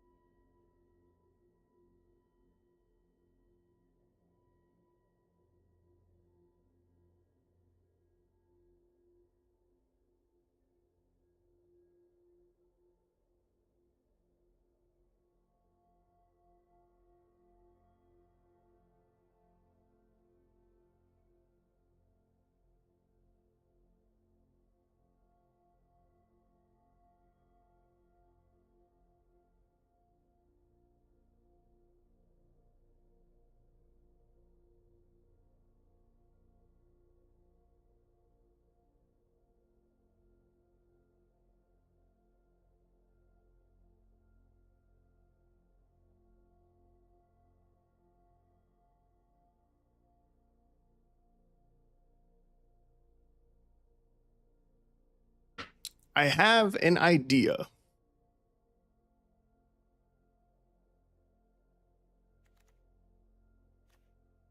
I think I want to run the Steed again. A card that just got reprinted with the Marvel set was Giant Growth.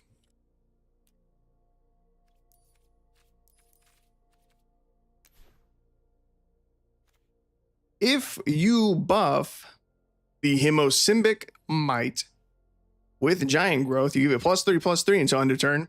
It now has 4 power. 4 power would be enough to saddle Seraphic Steed. And now, when the Might becomes tapped, we'd be giving +4/+4 to the Steed, making it a 6/6 first strike lifelink. And when it attacks, we would then get the Angel token. And that, I think, is hilarious. I don't think anyone is going to see a giant growth coming.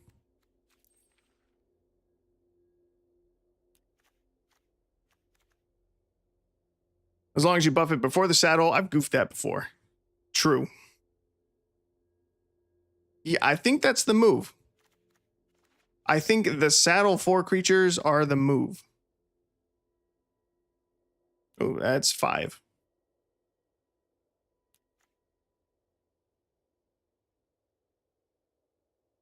We could go 3 copies of Steed and then increase our curve a little bit. We could go 1 Sunmare and Sloth, exactly. Add in 2 Sloths. Okay, so let's see. How hard is it to get? Let's take a look at creatures that have... Okay. There's 2 ways to think about how we're going to crew this. I could either look up creatures that already have power 4, and we could just throw them into the deck, and then they will be able to saddle up the Sloth, the Sunmare, and the Steed. They'll be able to crew all of our mounts. Or we find a second giant growth. There's probably another giant growth effect. Target creature gets +3.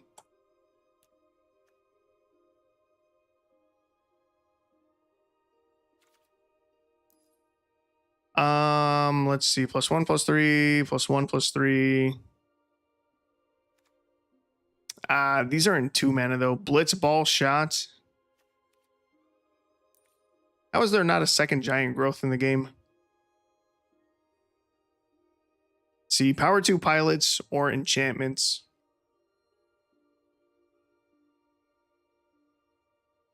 If there was a second giant growth available, second giant growth effect, I would almost go with that. We could Reckless Charge. Reckless Charge gives +3/+0.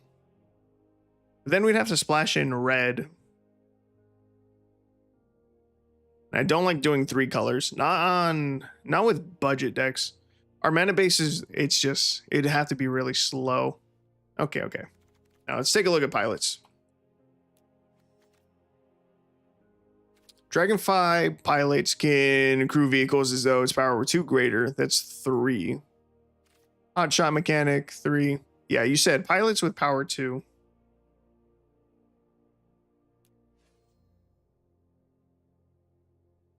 Oh, wait, hot shot mechanic works. Yeah. Okay, that's just in. Let's see. Starfighter pilot. 2 mana, 2/2. Whenever this creature becomes tapped, surveil 1.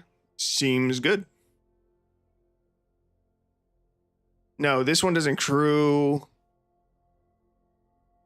for a higher amount. Let's see. What else? You do. Cloud Spire Captain. 3 mana, 2/3 human pilot. Mounts and vehicles you control get +1/+1. This creature saddles, mounts, and crews vehicles as though its power were 2 greater. Okay. Good call on the power 2 pilots. Okay, now I gotta clean up the deck a little bit. So we have our mounts. We have 6 of them. We have 10 of them with the Glory Heath links. Definitely still like the links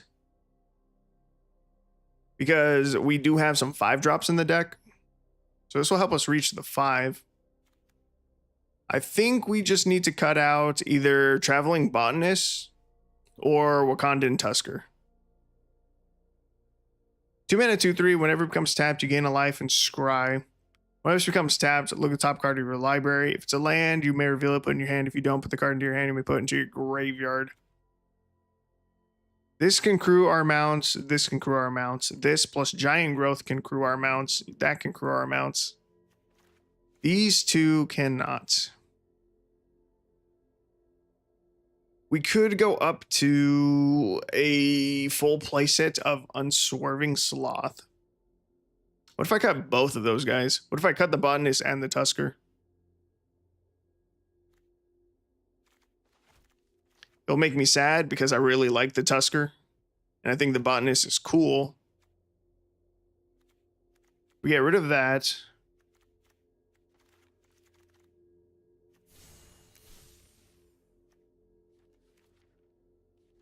You can double saddle / crew with them.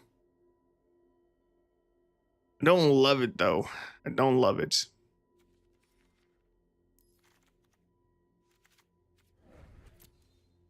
Let me see. What is it? All right, so we can go up to a full playset of Unswerving Sloth. Yeah, not efficient. Even the Might plus Giant Growth is less efficient than our other pilots. But I'm willing to let that slide. Glory Heath, what do you need? You need Saddle 2. That's rough. The Might can't even saddle the Glory Heath links, which is a little less than ideal. Question is, how do we win? What's winning us this game? The Flying Angel tokens from the Steed, that's good. Captain's buffing our mounts a little bit. I'm not sure what the deck is missing, but it's definitely missing something. I'm just going to look up the word saddle and look at green. Our curve is terrible. We have we have 4 3-drops and then no 4-drops. Then a bunch of 5. And then a bunch of 5-drops. Green. Common, uncommon. Fight spell would be good, actually. Some kind of removal would be good, and I just saw Throw from the Saddle. Throw from the Saddle, 2-mana sorcery. Target creature you control gets +1/+1 until end of turn. Put a +1/+1 counter on it instead if it's a mount. Then it deals damage equal to its power to target creature you don't control. This might have to be it.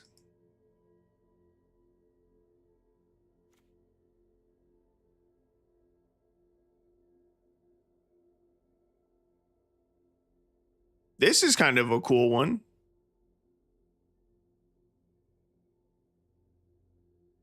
Lagarin, Soul of Alacria.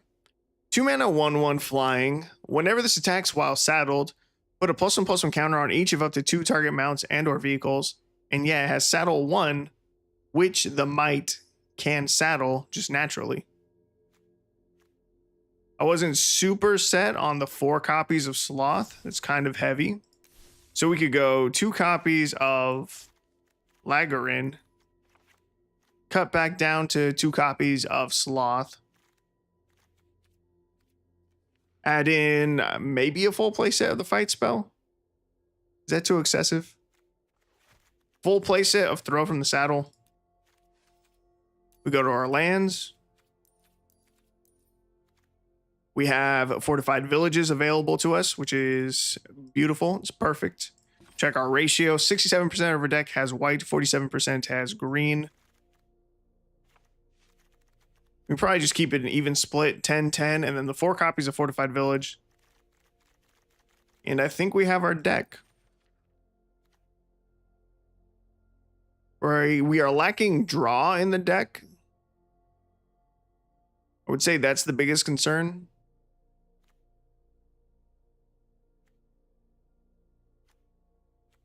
But it could be worse. Let me see. Sloth. Whenever this creature attacks while saddled, it gains indestructible till end of turn. Untap all creatures you control. Saddle 4. And Sunmare said we get to search our library for permanent, non-land permanent cards with mana value 3 or less, put on the battlefield, and shuffle. That's good. That could help us tutor a Steed. Fishing for Plains should help thin the deck. Yeah, that's what I'm thinking too. We'll see how Throw from the Saddle feels. We'll see if we feel like we want to fight a lot. If not, we could cut out 2 of the Throw from the Saddle and add in 2 draw spells. Maybe something in the 3-drop slot, just because we have like no 3-drops and we have no 4-drops. But spending 4 mana on a draw spell is pretty ass. Even 3 is less than ideal, but it could help with the curve. All right, let's give this a shot.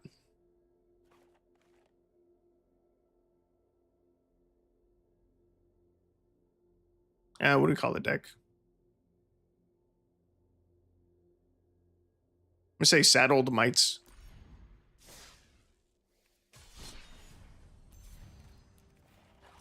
All right, let's give this a shot. Version number 1 of the deck. Let's get a feel for it. See how this plays out.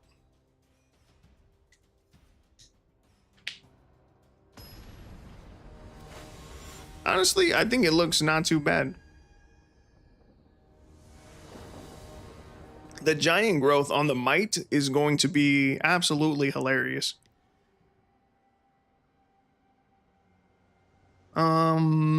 We can make this work. We go turn 1 mite, turn 2 we set up the links. You know, I haven't even been considering the creatures without being saddled. I mean, the Lynx is still a 2-mana 2/3 with lifelink. Like, that's not a terrible creature by any means. So even if it is not saddled, like, it's not bad.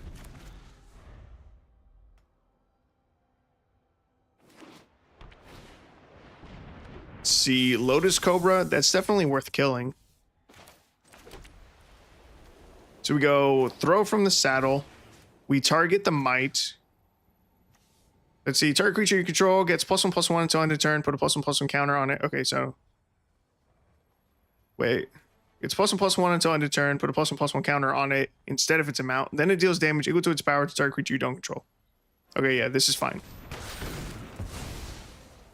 Might can now saddle the Lynx.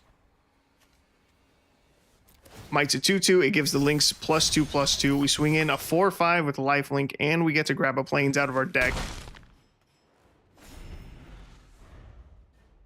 Okay, that was a good turn. We connected for 4 damage, gained 4 life, and killed his Lotus Cobra.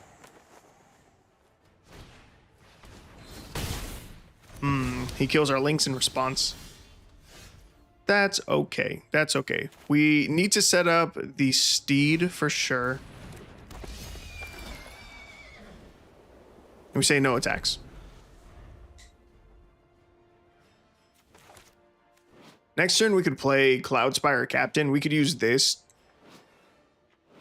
Yes, we could use this to saddle the Steed, assuming it lives. Our opponent plays Spirit of the Alderguard. That's perfect. That can't block flying. Yeah.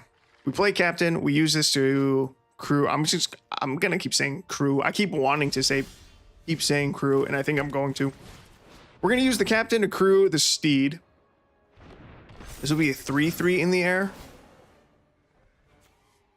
Oh, we could just tap down the Might anyway if we wanted to. But I won't. I'm not going to do that. Wait, do I need to?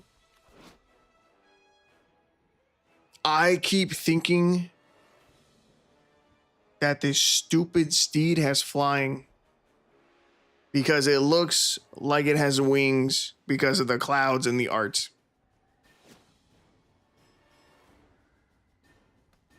Okay.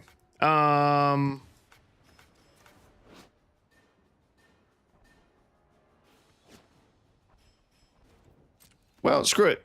Okay, we still have the giant growth in hand. We can still just cast that, targeting the Steed. So have combat track in hand. Exactly. All right, we swing the Steed. We make our Angel token. He chooses to block with Spirit of the Alderguard. We're going to cast Giant Growth. We kill his Spirit of the Alderguard. We gain 6 life. And from here, we can just end the turn. Okay, this board isn't terrible. We're not in a bad position at all. Next turn, we can go throw from the saddle. We'll kill his Zimone, probably. Oh, just kidding. He killed our second mount. He's going to swing 3 damage at us. We go down to 32.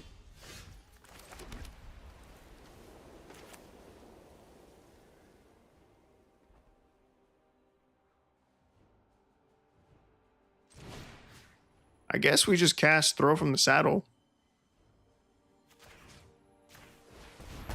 We have our Angel take out Zimone. We go to combat. We swing 7, 8 damage. Set our opponent down to 7. That's not bad. I'm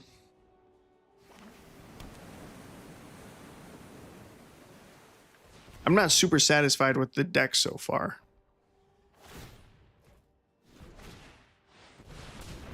Oh God. That is a Coma. Coma World Eater. 8/12, the spell can't be countered. Trample, ward 4. Whenever Coma deals combat damage to a player, creates 4 3/3 blue serpent creature tokens named Coma's Coil. That's a lot.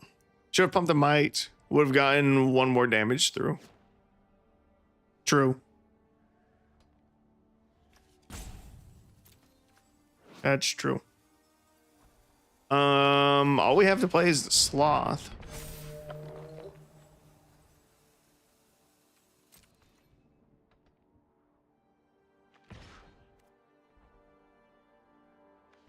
This presents 2-turn lethal. We swing with a might to buff the angel. That's 4 in the air. And next turn we'll still have the 3/3 to swing in the air. So even when he hits us with Coma and makes his 4 Coma's Coils, assuming he doesn't have removal for the angel, that's game. Emergent Sequence. That's not a reach blocker. That's not a flying blocker. You can swing your Coma. Go ahead. I'll even say no blocks. Go ahead. Get your 4 Coma's Coils. Beautiful. Incredible. Stunning even. And that's a good game. Okay, we got there.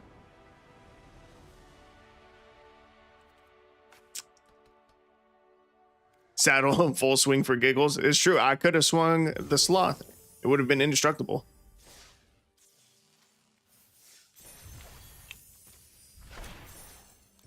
Okay, that was interesting.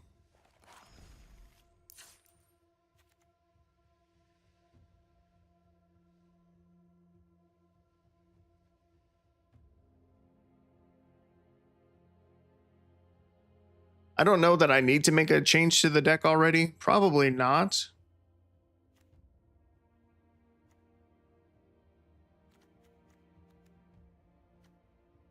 Three, 6. We have 6 mounts that have saddle 4.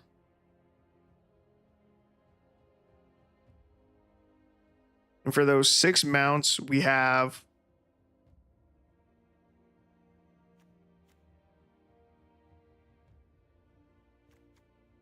12, I'm going to say 13, 14. 14 creatures to mount them. All right. Well, we'll just hop into another game. We'll see how game number 2 feels. Actually, what's our curve? No, we have 5 drops. I was thinking about trying to cut lands, but if we're trying to get to a 5 drop, I know we have the links in the deck, which can help us find the mana that we need to reach 5, but that's only assuming that we find the links and we have a saddle to swing. If we find the links late, or if our opponent has like a death touch blocker, that doesn't really help us find our lands then, unless we sacrifice the links just to draw 1 planes, but that doesn't seem great in most scenarios. We'll see. All right, this opening hand looks it looks fine. It looks solid. Turn 1 hot shot mechanic into turn 2 Glory Heath links seems fine. Fine to keep the links. You lost it to removal last game. Yeah. Yes, we did. All right, we need to find a green source for throw from the saddle. That's what we need. Last game, we also wanted 2 green sources. I might need to cut a plains and go up a forest. Maybe? I don't love that idea, actually. If we're going to double cast spells, I mean, just look at our hand right now. It's probably a good chance that we're going to be trying to double cast white spells more so than double green. Although we do have the might with the giant growth.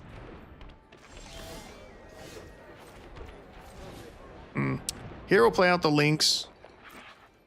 I will swing our mechanic at the delighted halfling. Our opponent takes 2 damage. I did not think that they would want to block that. Also, they took 2 damage by shocking in the breeding pool.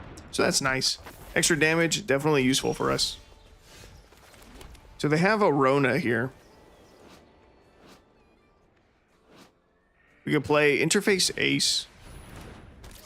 We can crew the links using the Ace. It untaps. We go to combat. We swing the links. We get to fetch a plains. And then he chump blocks with Rona. He just takes the damage. He did not want to risk his Rona, which we are okay with. We set our opponent down to 14. But now our hand is not really doing anything. Opponent casts Leyline Immersion, 4 mana aura. Enchant a legendary creature. Enchanted creature has ward 2 and tap, add 5 mana in any combination of colors. Spend this mana only to cast spells. What the hell is this aura? I've never seen anyone use this card before. I didn't know it existed. You have ward 2, huh? I can't kill you. Yes, I can. Because we can put a +1/+1 counter on our links. Alright, sick. We'll have the links kill the Rona. The links will get a +1/+1 counter. Pay the ward 2. Do you have ward 2 twice? Why do you have ward 2 twice?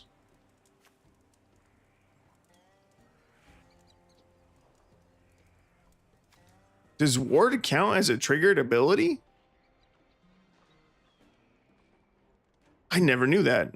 I never thought about that.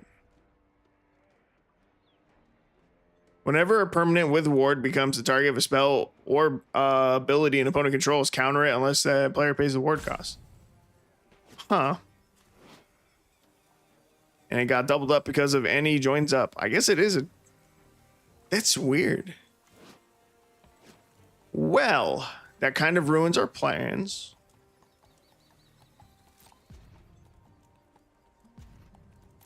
I'll just say no tax. It does say whenever, which makes it a trigger, yeah. I've never considered ward going on the stack though. That means technically you could get around something with an insane ward cost. Like let's say they had something like ward 10, or even just the Rona with ward 4. Well, no.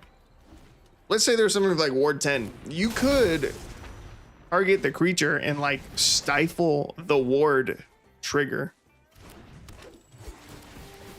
which is crazy sounding. Oh my god, dude. Oh, okay. Well, that's just redundant or dumb even. All right, we're gonna concede. The Tolsimir is an interesting card to want to double up, considering it makes a legendary creature token. Making 2 or even 3 copies of it, that does not help you. Weird choice with the Tolsimir. We need a 3 or 4 drop mount. We need something in the middle game to get us to the late.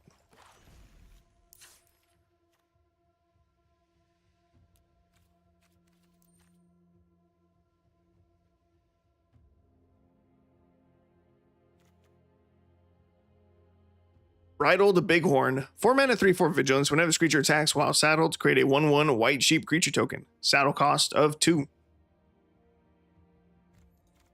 Could be it. Unless I want green. We could use a little more green in the deck. Ugh, Ornery Tumblewag is such a good mount. It's so good.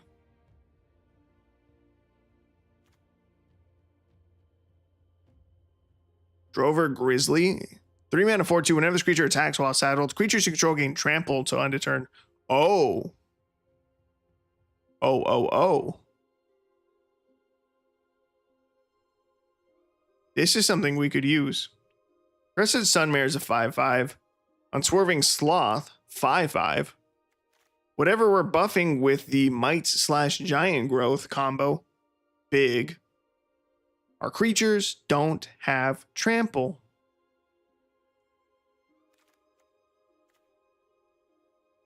This fixes that.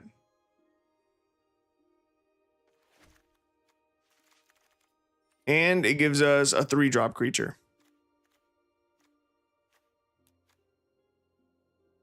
Okay, in which case we need to make some cuts. I think we cut out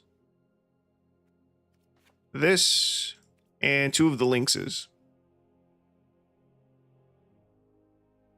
And do we need the interface ace that badly? Yeah, probably. Okay. Let's give that a shot.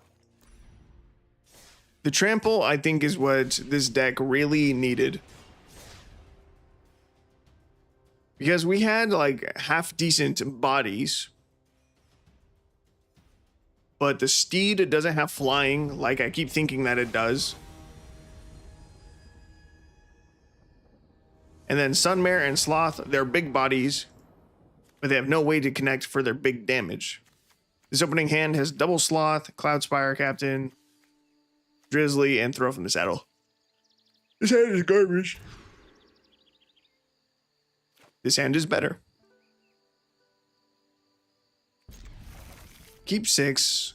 Do I throw back their captain? Is it too greedy to throw back a forest? We could throw back a forest. Turn 1, Might. Turn 2, we play the steed. Turn 3, we Giant Growth. Or we play the captain. We'll throw back a land. We're fine. We can work with this. Turn 1, Might. Turn 2,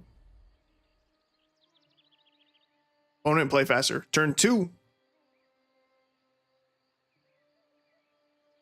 trying to play my steed here, dude. Zack and Cheese, great name. Play faster. It is turn 1.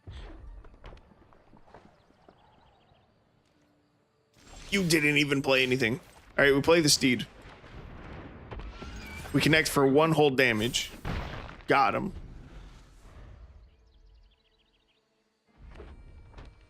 Slow play for a red player. Exactly, it is. All right, who are you? 2 mana 2/2 Selfie Shot. Whenever you cast a non-creature spell, if at least 4 mana was spent to cast it, create a treasure token. Wow, that's underwhelming. Did he just swing this at me? I wonder if he concedes to his mistake.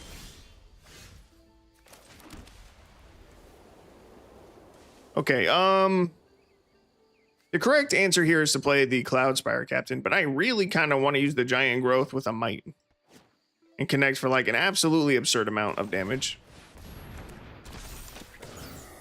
You forgot about the first strike too? That's fair. All right, we will saddle using the Captain. Swing both of these. Oh yeah, when we swing with the Might, it'll still buff our steed. We connect for 4 damage, we gain 4 life. We're up to 26, our opponent's at 14, and we got to make our angel token. We're looking awesome. Our board looks incredible. We got a fight spell in hand, we got the Giant Growth in hand. Can't cast both. He abrades our steed, that makes us sad. And he casts a Crash Through. How much damage do we have on board? 6, 7. Hold on. Did I throw lethal? We could have made Might a 4/4. It would have added 4, let's say here. 7, 11, 12, 13. No, we would have been 1 short. Damn, dude. The Might plus Giant Growth really adds a fuck ton of damage to our board. For 1 green, we get +6/+6.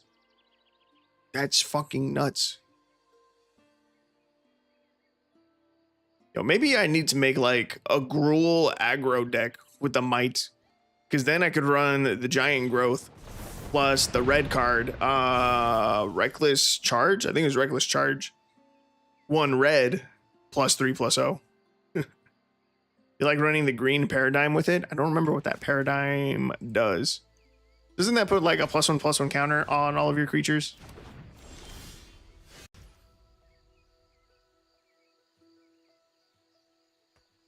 Let's see here. We will just giant growth for lethal. Or like super lethal.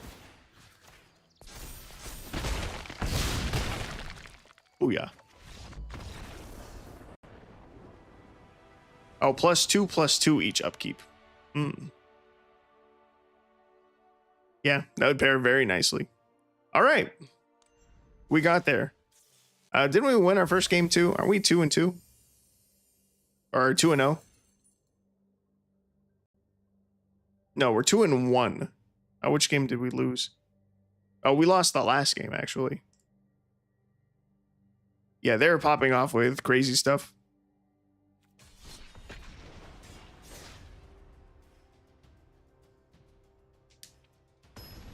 You can might your other might before it hits to... Oh my God, I wouldn't have even considered that. That's so filthy. Yo, this might card is actually fucking cracked.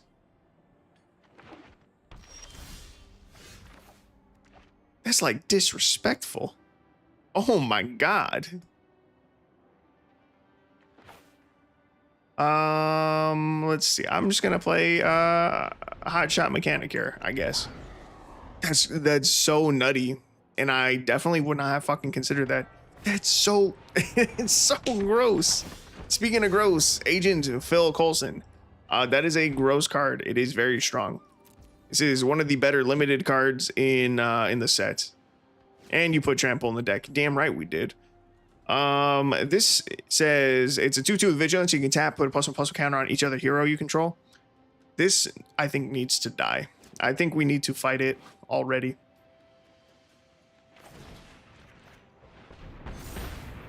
Yeah, not super ideal using our fight spell this early, but we needed to. That's too dangerous to keep alive. This is also concerning. Black Panther most dangerous. 3-mana 3/3. Whenever Black Panther is dealt damage, he deals that much damage to any other target. Cool, cool. Not super cool, but cool. All right, we're just gonna play Interface Ace and our Might and say no attacks.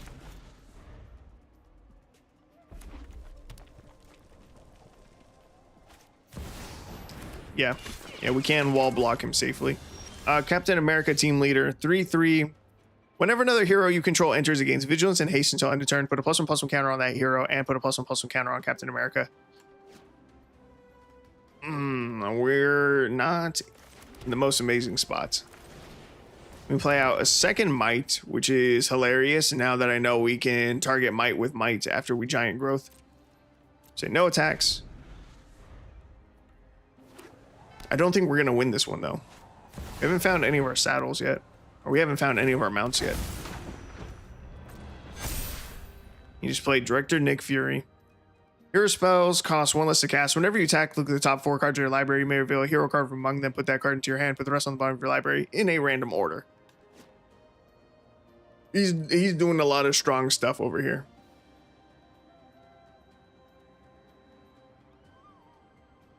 I just played with a... Oh, God. Requisition Raid. Destroy target artifact. That's just rude. Is what that is. That's disrespectful. Hey, swing out at me. Director Nick Fury has Vigilance, but swing out at me. Swing out. Black Panther, okay. Captain, yep, he's swinging out.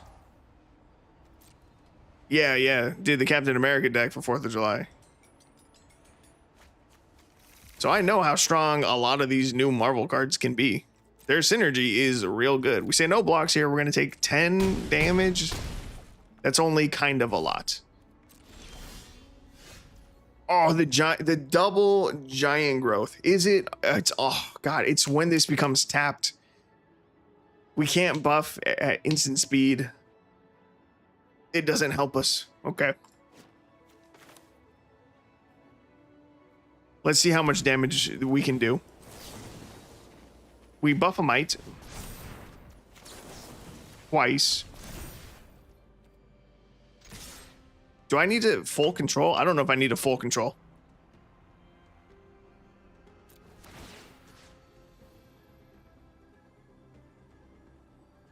No, no, no, you fucking bitch.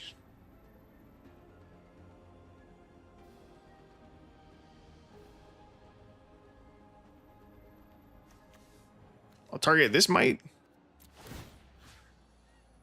And then this might. I feel like this is in the wrong order, right? Targets this. I can't change the order. What the fuck?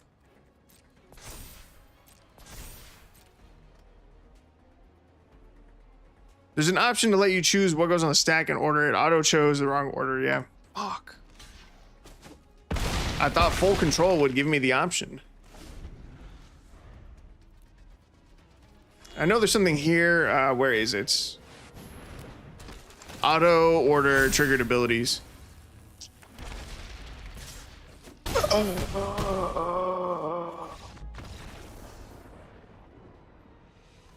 Lame.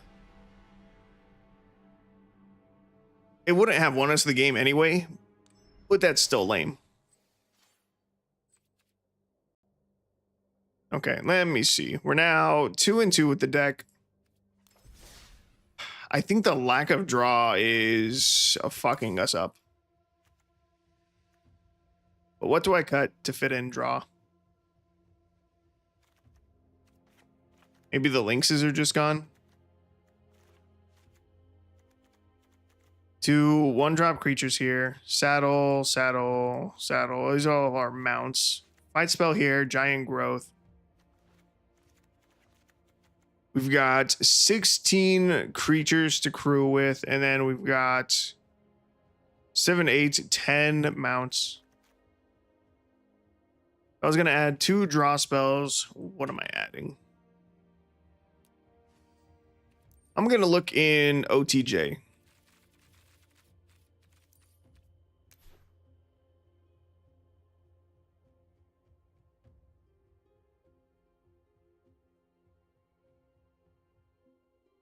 Let's see.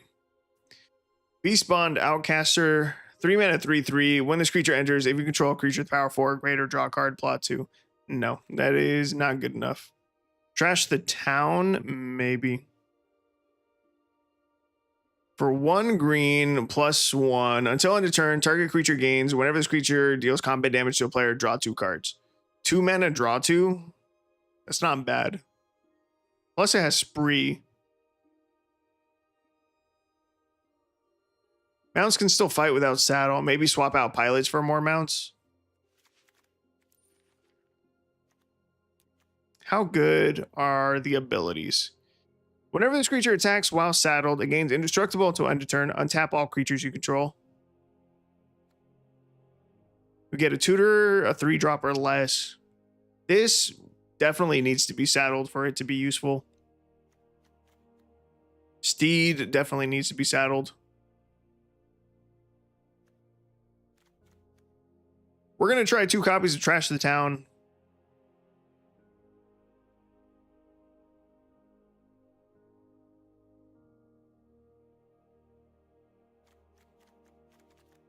And I think C from there.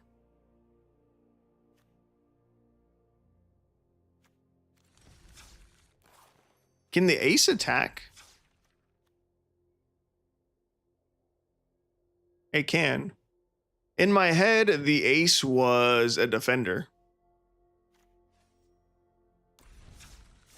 I'll have to keep that in mind when we have our might and the giant growth out. Or even just when we have the might out. Because the might could make our 0/4 into a 1/5, so it can still deal points of damage. We'll see, we'll see.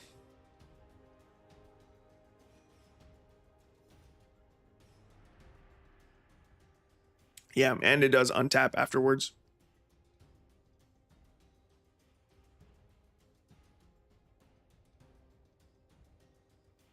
So yeah, if we could buff it with the giant growth might combo, it's a pretty beefy, you know, attacker.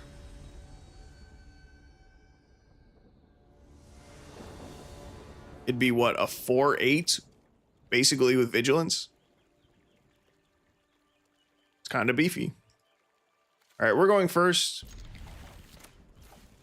Fortified village, hot shot, and pass.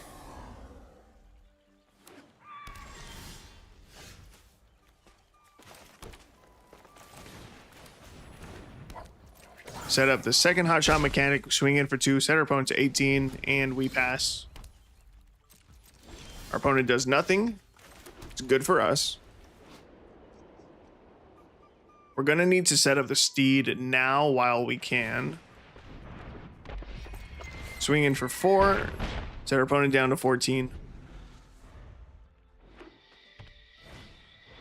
They cultivate instead of killing our steed. That's great. I was very worried about removal, considering that we've seen Golgari colors from them so far.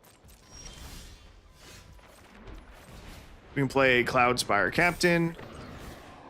Saddle here. Go to combat. We'll connect for 7 damage. We make our token. Now, what do you think the odds are that our opponent just board wipes us? Our opponent's playing a deck with over 100 cards in it. I'm worried we're about to get wiped, in which case we have very little to rebuild with. If we do not get board wiped, I think we win this game. He didn't have it. Didn't have the board wipe. Easy day. Easy day.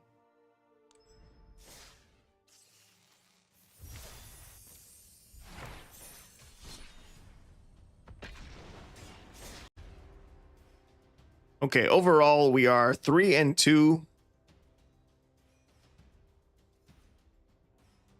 We're now positive again.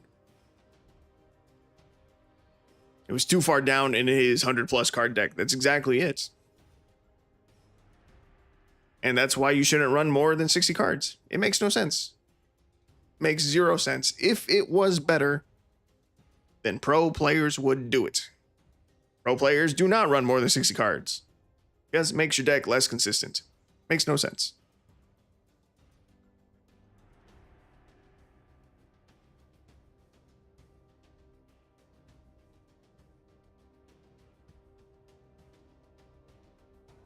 This is a long wait time. It was still less than a minute. That was a longer wait time. All right, Max Stefano. Let's see what you got. We are going first. You'll love to see it. Our hand is super slow. Ah, man, I think I got to cut out 2 of the copies of Interface Ace. I think I need to drop 2 copies of it. And maybe we add that 2-drop legendary flyer mount back into the deck. Yeah, this is way too slow. We have exactly 0 pressure on the board. We'll connect for 2 damage, set our opponent to 18. This person is also running a 100+ card deck. It's not even 100 flat. It's not even 100 even. It's 104.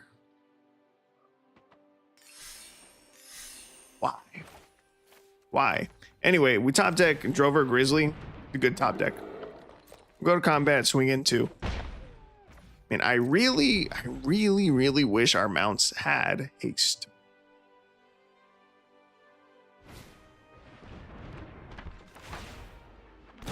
I know haste on any creature would be nice, but I really want it for the mounts. Okay, so we can saddle the Grizzly. It'll give our creatures trample, but I don't think that's going to matter. Because we're going to cast Throw from the Saddle. We're going to have the Grizzly kill his Jadar. This thing can't block anyway. Set up the Hotshot mechanic. In fact, we can still saddle here. It doesn't matter, but we can.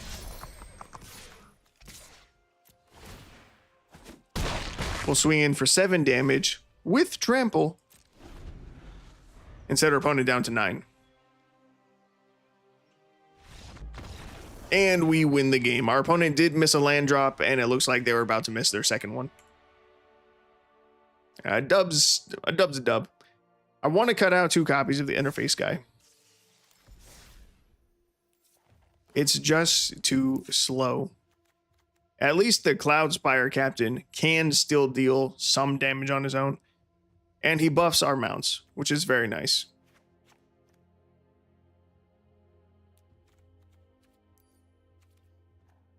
Yeah, I'm going to add in the 2 copies of Lagarin, Soul of Alacria. 2 mana, 1/1 flying. Whenever it attacks while saddled, put a +1/+1 counter on each of up to 2 target mounts and or vehicles.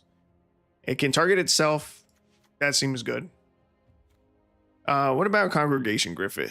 Congregation Griff. 3 mana, 1/4 flying lifelink. Whenever this creature attacks while saddled, it gets +X/+X until end of turn, where X is the number of mounts you control. They've been killing the fuck out of our mounts. I don't think this one's great. So far, we have rarely had more than 1 mount on the board at a time. Even if we had like 2, that creature gives itself like +2/+2. It's still less than a giant growth would do. So I don't like that one. Makes sense. And with creatures, the goal is swing, not block. Exactly. Yeah, I think it's a good idea. Ooh. And this full playset of Interface Ace was also definitely better when we were still trying to run a full playset of Unswerving Sloth. When I still had 4 of these in the deck, it made a lot more sense to help guarantee that we would have saddle 4 creatures available. But we only have the 2 copies of this. We even seen the Sunmare yet? Yeah, so with only 3 creatures, well, I guess the Steed does also have saddle 4. With 6 creatures that have saddle 4, it's not a ton. And no, we haven't seen the fucking Steed yet. We haven't seen the Sunmare yet. We have seen the Steed. We've seen the Steed a lot.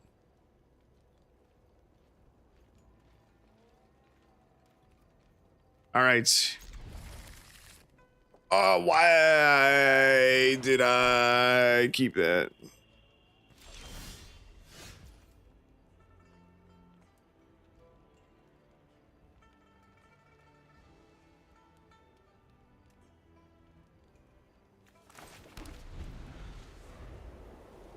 Fine. We just top deck a green source here. And we're fine. Okay. It's not a green source, but it's something we can cast. Chances of hitting a green source, 28%. That's 1 in 4. Easy day. We'll hit it off the top. 24% chance. See. Creeping Bloodsucker. 2 mana, 1/2. At the beginning of your upkeep, this creature deals 1 damage to each opponent. You gain life equal to the damage dealt this way.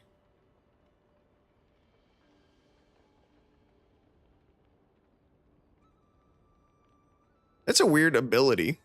That's not something that you could easily alter. So I don't know why it doesn't just say you gain 1 life.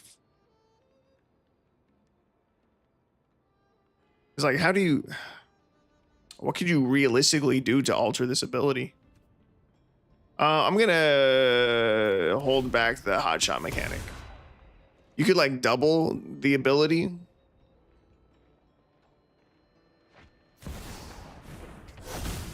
Each opponent. All right, touche. You got me there. All right, that's dope. Our opponent played Innocent Blood. Each player sacks a creature of their choice. And he played Blood Chief Ascension. At the beginning of each end step, if an opponent lost 2 or more life this turn, you may put a quest counter on this enchantment. Whenever a card is put into an opponent's graveyard from anywhere, if this enchantment has 3 or more quest counters on it, you may have that player lose 2 life. If you do, gain 2 life. We get to play a captain here. It is playable. That's good. This was such a bad fucker. We're throwing so hard. Also, our opponent is stuck on 2 lands. God damn it. And he's, yeah, it's 2 mana is exactly enough for removal in black. Where the fuck are our green sources? And now we're missing land drops too. We're not even just failing to hit green sources, we're failing to hit lands. Then our opponent still doesn't hit land number 3. Okay, well, we find a land drop. Bro, give me a fucking forest, my god. We're now up to a 30% chance top decking a green source. 30%. I think it's too late anyway. I think we lose. Yeah, we're super dead. Oh, fuck you, forest. I'll play out the steed, I guess.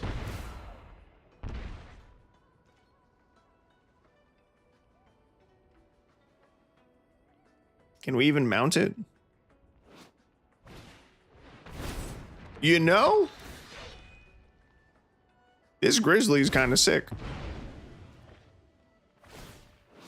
Yeah, Grizzly can mount the steed. Grizzly's actually a fire addition to this deck. And I super threw this just with our opening hand. Yo, Grizzly's fucking dope. Maybe we don't even need any copies of the ace.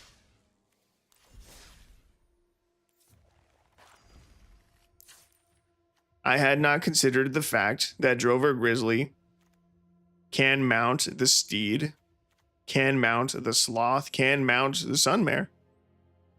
And going turn 2 steed into turn 3 Drover Grizzly, that's perfectly fine. And getting Drover Grizzly out on like turn 3 or 4, leading into the sloth or sunmare, also fine. In which case, fuck interface ace. Get him out of here. Get him out of here. We added 2 copies of Lagarin. I want draw. I want draw in the deck. I want it to be plural. And anything can mount the Grizzly if you need to pivot to trample. Yes. Okay. Unfortunately, our colors are not very good at... They're not super great at drawing cards. White has some decent options. Did I already select 3? No. I put cards plural. I do want to draw more than 1 card. I want plural.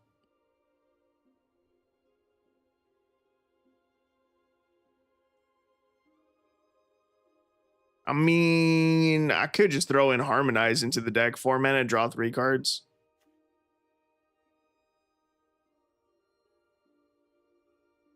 Oh, that's a rare.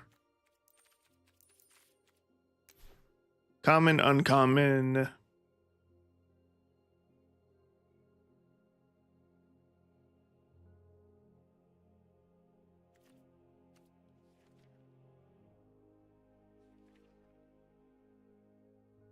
Not seeing anything that really stands out.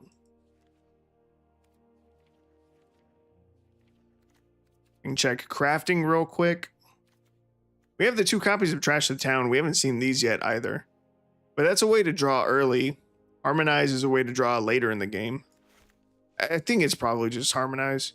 Hunter's Insight. 3 mana instant. Choose target creature you control. Whenever this creature deals combat damage to a player or planeswalker this turn, draw that many cards. That's pretty sick. But I think I'm just going to add the 2 copies of Harmonize.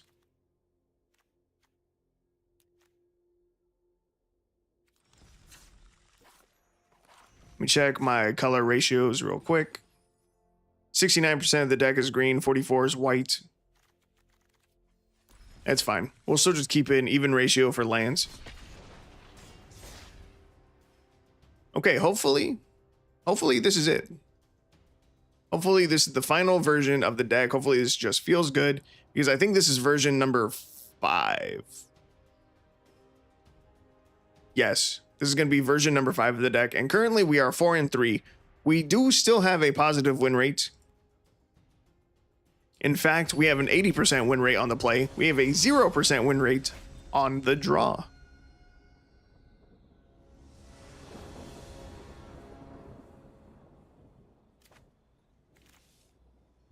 Okay, opponent's going first. It's a whole lot of grizzlies. We're gonna mulligan. This is a curve. That is a 1, 2, 3 curve. We are sandwiching our steed with 2 creatures that can mount it, which sounds dirty, but that's good. Our opponent also mulliganed down 1 card, which is good. Turn 1, hot shot mechanic. Turn 2, we'll go steed. Turn 3, probably just grizzly. Potentially second steed. Our opponent just played Masked Meower, 1 mana, 1/1 haste. Discard a card, sack this creature to draw a card. I almost played with this because it is a spider. Actually, I think I did use this in the deck. I was trying to complete the achievement, cast 50 spider cards. I think I added this into the deck just because it was a 1-drop spider. All right, we deal 2 damage. We set our opponent to 19. So far, we've seen Is It Colors. They cast Skyward Spider. 2 mana, 2/2 ward 2's creature is flying as long as it's modified. This is the something aerialist. From here, we can... That was one I used for the achievement too. Hell yeah.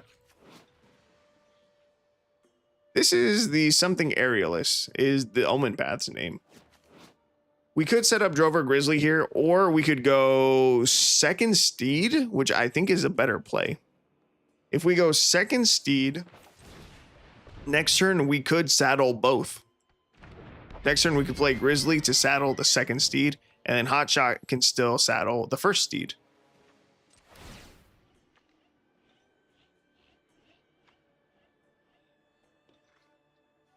I think it was Acrobatic Aerialist.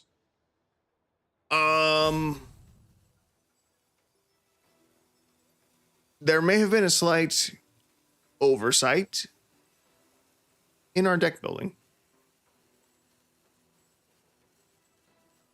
Hotshot Mechanic specifies vehicles.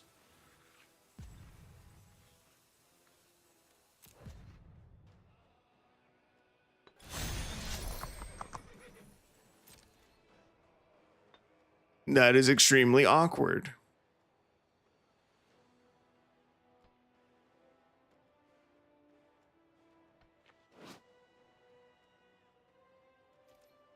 Fuck. God damn it. Why are these mountain cards so hard to make good? All right, go to blockers. I don't think he double blocks. I don't think he even single blocks. He's gonna block with Skyward Spider. Do you have a pump spell? No? Okay. Well, our creature has first strike. So that seems like a weird choice. I swear people are just not reading that our creature has first strike. You remember this time? That's good. Our opponent didn't seem to notice. They play Sun Spider and Nimble Weber, 4 mana, 3/2. During your turn, Sun Spider is flying. When this enters, search your library for an aura or equipment card to put in your hand, then shuffle. What do you think the odds are? I was gonna say, what do you think the odds are? It's sheltered by ghosts, because this has white and this has white, but he's not actually running white in his deck. Did you just whiff? Put it into your hand, then shuffle. You would have to reveal it. Did he just fail to find? Or choose not to add something to his hand? What the fuck? What is this match? Both of our decks are just all over the place. We can play the Grizzly.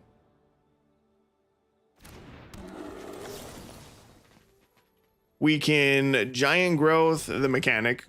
Might be going for the Spider achievement. Touche. We were just literally talking about that. Oh, no, not your saddle. Saddle this with this.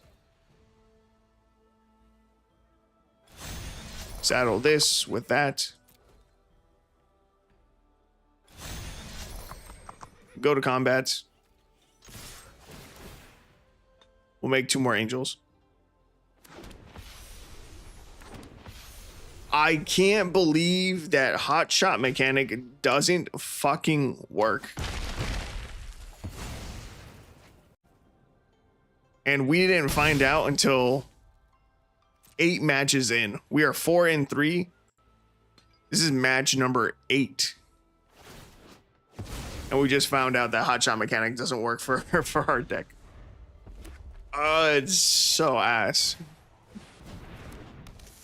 Playing the Spider Gwen. I'm just gonna swing out. If he chooses to block anything, we'll Giant Growth. In fact, what is this? If we Giant Growth something else, it's probably lethal. Yes, it is. He did not make very much progress towards his achievement. He only cast 4 spiders.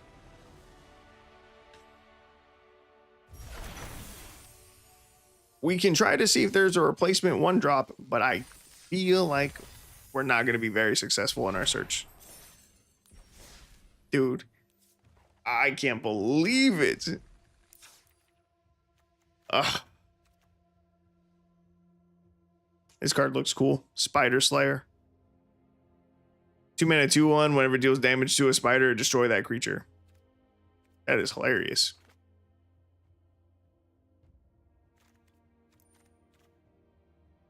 Okay. 1-drop. I'll look up the word saddle. This is a mount, not a pilot.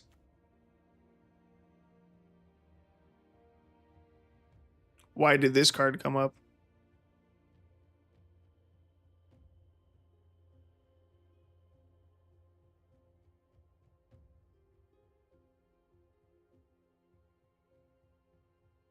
I don't know why Spider Suit is being shown in the results.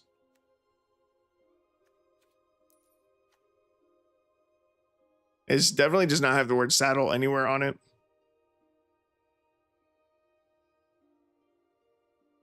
Equip creature gets +2/+2, is a spider hero in addition to its other types. Equip 3.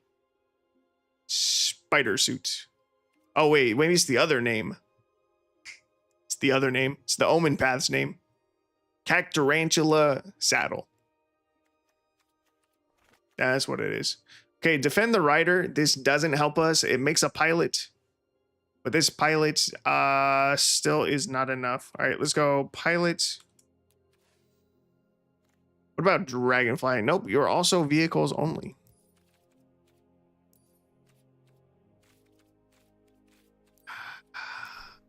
We might have to lose our 1-drop, which feels bad.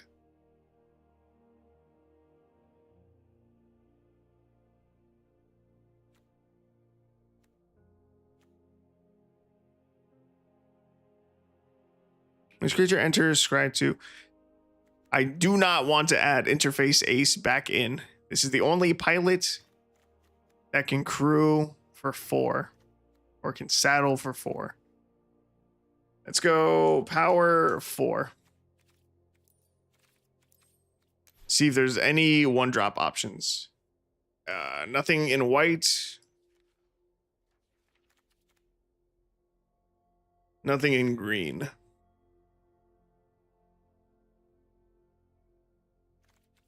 Okay, what are the 2-drop options? Guardian of the Great Door. No. Burdened Stoneback. 2 mana 4/4 enters with 2 -1/-1 counters on it. You can pay 2, remove a counter from this creature. Target creature gains indestructible time to turn. Activate only as a sorcery.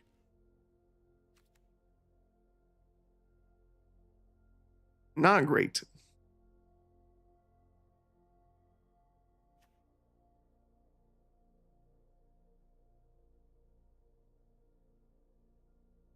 Man, this is such a massive bummer.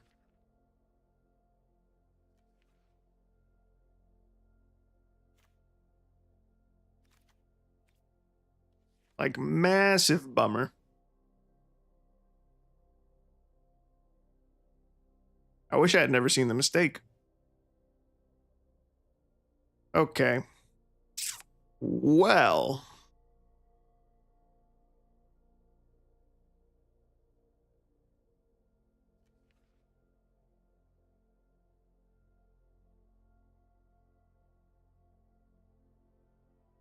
We could add, there's plenty of 3 mana creatures that have power 4. We could cut our 1-drops for more 3-drops, but I don't love that idea.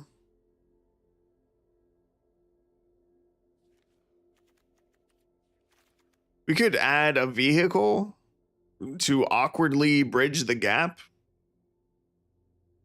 Veloheart Bike.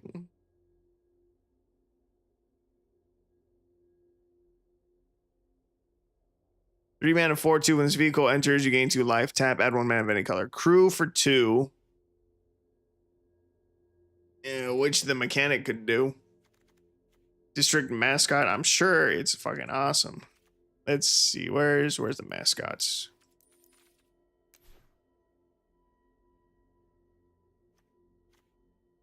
Oh, yeah. 1 mana. Enters with +1/+1 counter on it. Saddle 1. You pay 2. Remove 2 +1/+1 counters from this creature. Destroy target artifact. Whenever this creature attacks while saddled, put a +1/+1 counter on it. Saddle 1. What?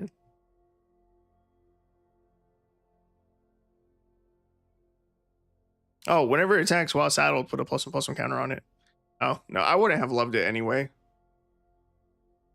Oh, what are we supposed to do?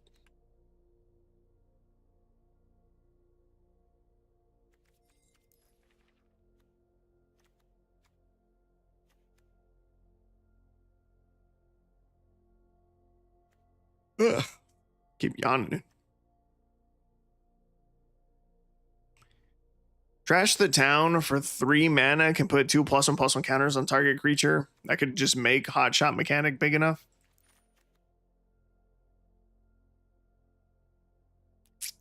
What about 1-drops with power 2? Anything that can make itself bigger. This is close. No, that's not that close. That buffs other creatures. Bro, I'm so mad that this card was created before mounts were a thing. How do they not make a hot shot mechanic version that works for mounts?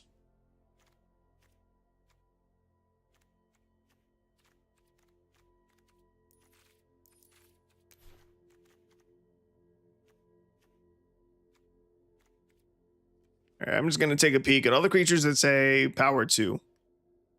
This one gets +1/+1 for each equipment you control. Okay, see, this is close. That's the kind of effect that we're looking on a 2-power creature. Looking for on a 2-power creature. However, this is a 2-drop.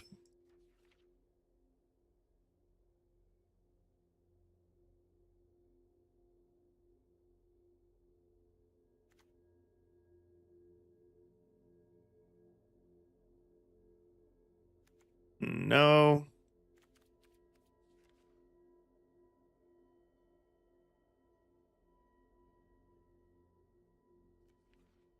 And maybe we just say fuck it and leave the hot shot mechanic in here anyway. How many wins are we at? We're 5-3. Man, we really can't win on the draw. 5-3.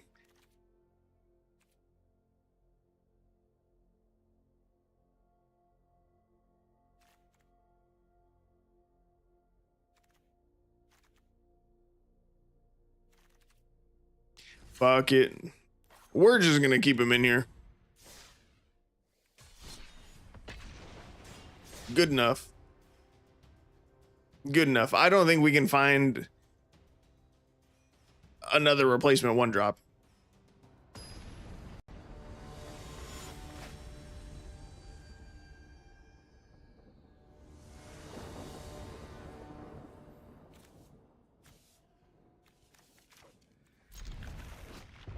The closest option that there was the 1 green, I think instant or sorcery, probably a sorcery. It says you make a 1/1 pilot that can crew 2 higher, but that still doesn't help us. Because if the creature is at 2 power or 3, as far as saddling costs are concerned, it doesn't really make a difference to us. Doesn't really help us. Here we'll swing our hotshot mechanic at our opponent's Magda, the Horde Master. They probably don't block. They'll probably take the 2.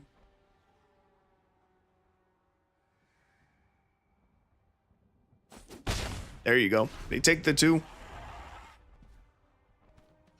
And then, yeah, we'll just go from here. We'll figure it out. Damn it. They kill our steed. And exile it. Not that we have graveyard interaction anyway, but it is a bummer.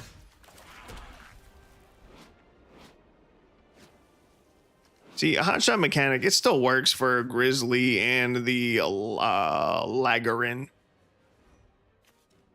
It's fine. It's fine. I mean, Might's not even super ideal anyway, right?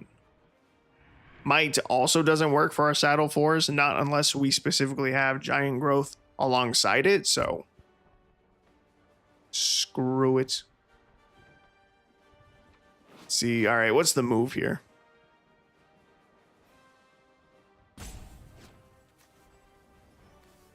Play the Grizzly.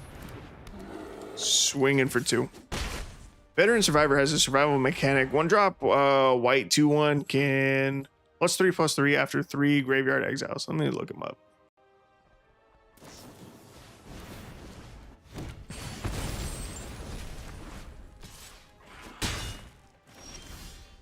At the beginning of your second main phase, if Veteran Survivor is tapped, exile up to 1 target card from a graveyard. As long as there are 3 or more cards exiled with Veteran Survivor, it gets +3/+3 and has hexproof.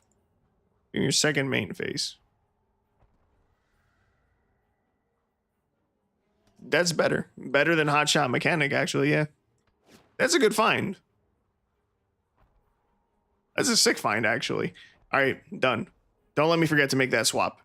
Let's see. Did he exile our Grizzly too? Bro, get out of here.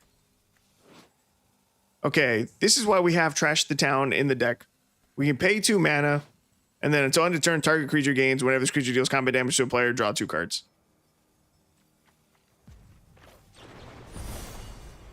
Do this. Target hotshot mechanic. It'll deal 2 damage. We get to draw 2 cards. We hit a land that we kind of needed, which is good. We could cast Throw from the Saddle to kill Magda already. Magda says sack 3 treasures, create a 4/4 red scorpion dragon creature token with flying. Let's kill Magda right now. See how he likes it when his creatures are removed. Yeah, Veteran Survivor is fucking sick, dude. I appreciate the recommendation. What are you? God damn it. Scourge of Valkus. Oh no. We could have killed this. 5 mana 4/4 flying. Whenever this creature or another dragon you control enters, it deals X damage to any target where X is the number of dragons you control. Okay. We could have killed this, but unfortunately, the auto tapper did use one of our forests to cast Cloudspire Captain. So I guess we just set up the Might. But if he plays a second dragon, then he can just kill the Might by dealing 2 damage. Although he has 3 mana. 3 mana is not enough to cast another dragon. He plays Dragon's Horde. 3 mana artifact. Whenever a dragon you control enters, put a gold counter on this. Tap, remove a gold counter. Damn it. He still kills the Might. Bro, we cannot hold on to a creature for the life of us. Okay, we're going to Giant Growth our Cloudspire Captain. We're going to Throw from the Saddle. Have the captain kill his dragon. We will swing in for 6 damage. Set him down to 8. I would have used Growth on the Might. Bone Horde Dracosaur is absolutely fucking horrifying to see here.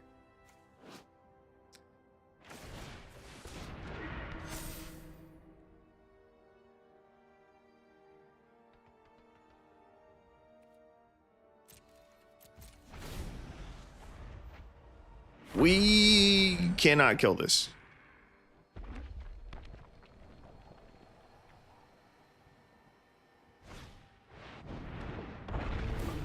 God, that's another dragon. All right, we're going to lose to the dragons.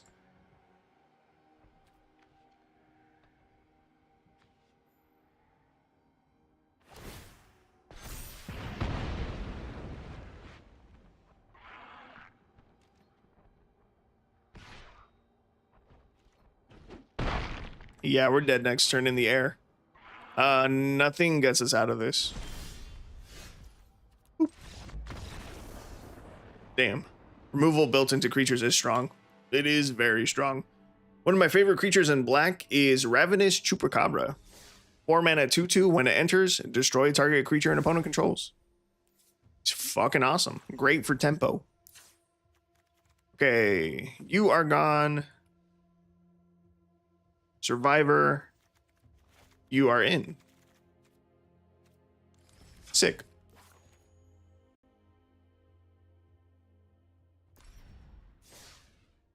We were on the draw that game. Dude, our win rate on the draw is so ass. Look at this. 25% on the draw. 80% on the play. Yes, and it does have graveyard hate. And that'll probably end up being relevant in some matches. Okay, come on. We are almost there. We are not really almost there. We're 5-4. I am ready to end this stream. I have Chipotle waiting for me in my kitchen. I want to go eat that Chipotle. So we need to get 5 wins with this deck so I can end the streams, go eat, and then start editing, because I definitely did not make the Captain America video yesterday like I was supposed to. I laid down and I fell asleep for several hours. All right, turn 1, Chemo Symbic Might. Turn 2, we'll finally get to see the Lagarin hopefully do something useful. He's just going to keep swinging a Reinforced Ronin at us. That's fine. Ooh, Fortified Village. That's good. Lagarin comes down. We'll swing in for 1. Set our opponent to 19. See, this has a saddle cost of 1. And we probably just play out Cloud Spire Captain anyway. We just curve out, go 1, 2, 3 drop. Reinforced Ronin is going to hit us for the 3rd time already, having dealt 6 damage to us. I'm a big fan of this card. Reinforced Ronin's cool, and he kills our mount with Voltage Surge. Okay. I could play out the 2nd mount. Instead, I'm going to play the Cloud Spire Captain, because this can block his Reinforced Ronin, and I'm tired of it hitting us. But yeah, big fan of this card. And our opponent concedes. I don't know what the hell just happened.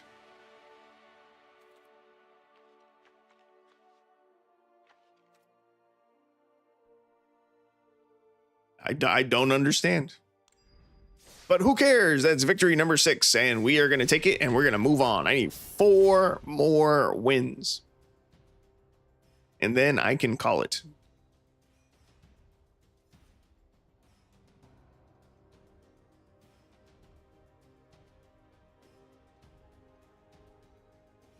Because, yeah, I got a bunch of editing to do. And editing is not fun. Nor is it a fast process. Must have only had the Ronin for face damage. I guess. He had a full grip, though. And I don't think he missed a land drop. Opponent goes first. This hand is almost able to be kept. If we had a white source, we could keep this. Go turn 2 Steed into turn 3 Grizzly. Use the Grizzly to saddle the Steed. Can't take that risk, though. Keep 6.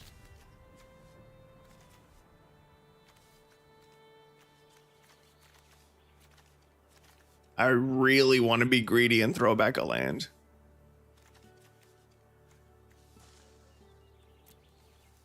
I'm going to do it. That may have been a mistake. We'll see if I get punished.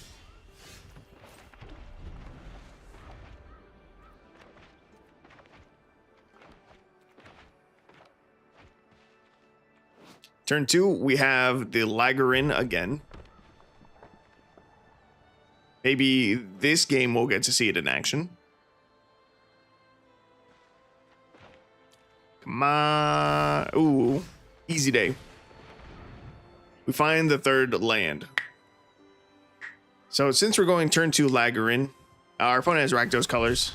Ooh, I was going to say it's probably just going to die. Because we're playing Laggerin on 2, we want to play the Drover next turn on 3 instead of the Captain. Because Laggerin says it's going to fucking die anyway. Laggerin says whenever it attacks while saddled, put a +1/+1 counter on each of up to 2 target mounts and or vehicles. So we would have been able to put a counter on the Laggerin and on the Grizzly. But since that plan has gone out to the window, I'm just going to play another Laggerin, actually. We're going to keep the same game plan. Play out this Laggerin. Next turn, we go Grizzly. Dark Confidant. That's not removal. He's going to make us discard with Liliana. We can ditch a Cloudspire Captain. We hit land number 4. We play the Grizzly. We saddle using the Grizzly. We swing at Liliana. Laggerin's ability will trigger. We get to put a +1/+1 counter on both of our mounts. Deal 2 damage. We kill the Liliana. God damn it, dude. We can't hold on to our Laggerins. Our opponent just drew cut down. They can cut down our Laggerin, which they do. Super whack, super lame. You suck. They also cast Shadow of the Goblin. 2 mana enchantment. At the beginning of your first main phase, discard a card. If you do, draw a card. Undying Vengeance. Whenever you play a land or cast a spell from anywhere other than your hand, this enchantment deals 1 damage to each opponent. That's fine. For maximum damage here, we have to cast Throw from the Saddle. Is Dark Confidant allowing them to draw twice? Yes. At the beginning of your upkeep, reveal a top card of your library. Put that card into your hand. You lose life equal to its mana value. We're going to cast Throw from the Saddle. We're going to clear that out so he's not drawing 2. We get a swing in for 6 damage with our Drover Grizzly. Pretty good. Even though you're not getting to play it out much, it must be good if everyone keeps removing it. I mean, it seemed like it would have been good. He just cast Damnation to kill our Grizzly. He just board wiped a single creature. Oh my god. All right, we're gonna play Cloudspire Captain. This dude's deck is nothing but removal. 3 out of his 5 cards have been removal. That is more removal cards than not.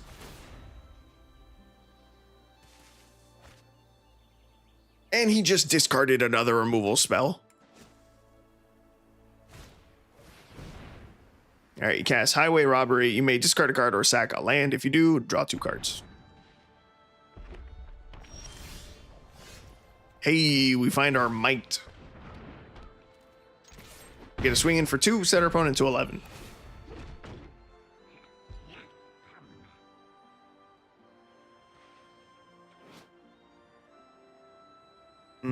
Might can potentially help us connect for additional damage. Our opponent plays like a second Dark Confidant. We could have Might kill it. Oh god. Kimmel the Inner Sun. Oh, all they hit is a Scarab Feast. That's actually super lucky for us. Exile up to 3 target cards from a single graveyard. He didn't even cast it. Ooh, that's a giant growth. We have 3. We can set our opponent down to 2.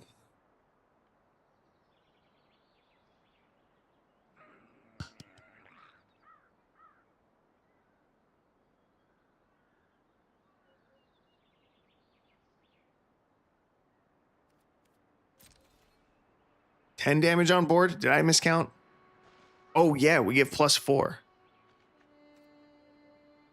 4. And it's really close. We're just going to connect for 4, set our opponent to 7.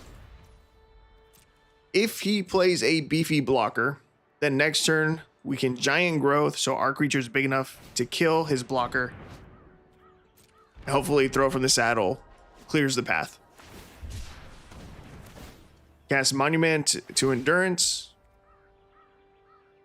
When you discard a card, choose one that hasn't been chosen yet. This turn, draw a card. Each opponent loses 3 life. Create a treasure token. Okay. He cycles away Yadaro for what I think is the 3rd time. If this hits a creature, we should be able to remove it. Should. In theory. He's got a lot of removal in his deck, though. All right. Let's see what he discovers. Don't kill my creatures. Second Shadow of the Goblin. That's perfectly fine. That's game. We got there. I'm gonna hit him with a hello. Giant Growth of Might. Oh fuck, if he cuts us down in response, I'm gonna cry. Okay, he just cycles the Scarab Feast. That's perfectly fine. Way to give me a last second heart attack. Swing in for 10, set our opponent to -3, and we win the match. Thanks to the Might plus the Giant Growth. Man, our opponents have got to be a little bit confused at some of the cards that we're playing. If I were to see someone use this board against me, I would be very much confused. 1/1 Might, and then Cloud Spire Captain. And then out of nowhere, the Giant Growth for 7 additional damage on the board. That's crazy.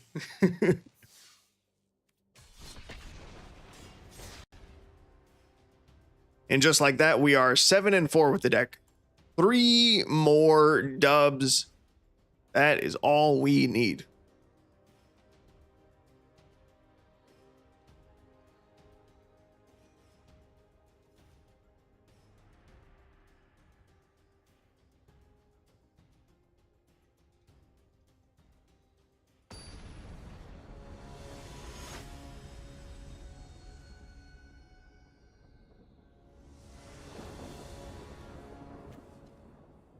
All right, opponent's going first. Ooh, that is a Veteran Survivor and the Guardian Sunmare.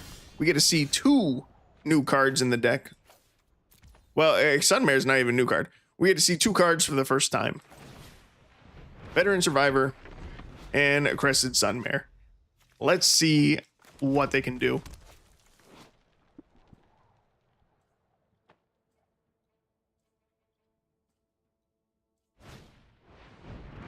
Ooh, our opponent's going to try to aggro us down. There's a Cavalcade of Calamity. It could be a Goblin deck.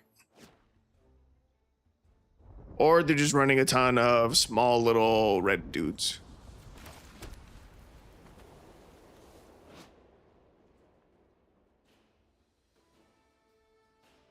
I could set up the Might. Or we could use Trash the Town right now to draw 2 cards. I'm going to go with the draw 2. We'll deal 2 damage to our opponent, set them down to 18, and draw 2 cards. And we get to exile Trash the Town. Nice. Trash gets you draw, and you get your first exile. Exactly. It died to a play of fire. Didn't matter. Well, at least we got the draw 2 while we could. We could try to bait a removal spell here. We could set up Might instead of Grizzly. We play Might, and they have a second play with fire or a shock or something. Then we could have Giant Growth in response. made our opponent very sad. They play out second Cavalcade of Calamity. Pretty terrifying. Here we can play out Drover Grizzly. Swing in for 1 and still hold up the Giant Growth again to protect us against burn spell, removal spell. Playing a Mechanized Warfare. If a red or artifact source you control would deal damage to an opponent or permanent opponent controls, it deals that much damage +1 instead. Okay, Giant Growth is +7 plus more than 7. Now this is just going to be lethal. I'm certain of it. I don't know the math. I'm certain it's lethal. 18 damage. He died. Didn't even get to see the Sunmare come out. This might is insane. Easy peasy. Math is for blockers, and he didn't have any blockers. 2 more dubs. That's all we need.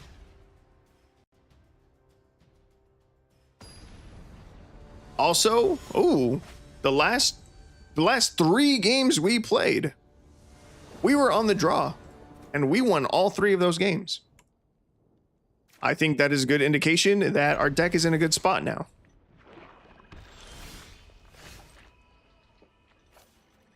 Okay, turn 1, Veteran Survivor.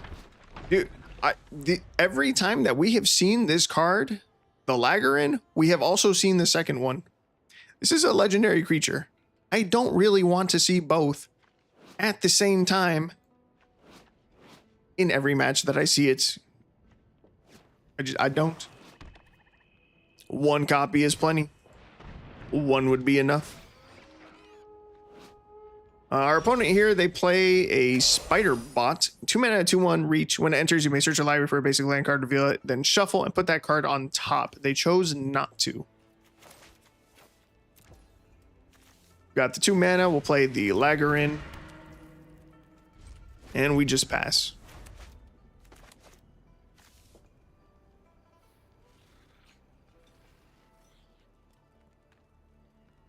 Next turn, we can saddle the Laggerin. Becomes a 2/2. We could hold up mana for Trash the Town. And then when he blocks with a Spider Bot, we can put 2 +1/+1 counters on the Laggerin. So that way it survives the block. It's not amazing, but it is an option. We could also just offer the Laggerin. We could let it die. We could just develop Drover Grizzly here. We do have the second Laggerin, so I'm not super concerned about it. I'm going to develop Grizzly. We will saddle Laggerin with the Veteran Survivor still. Then when we go to combat, the Laggerin will put a +1/+1 counter on the Grizzly and on itself. The Laggerin dies here. Then Veteran Survivor can exile it, and that will be our first of 3 exiles with the Survivor.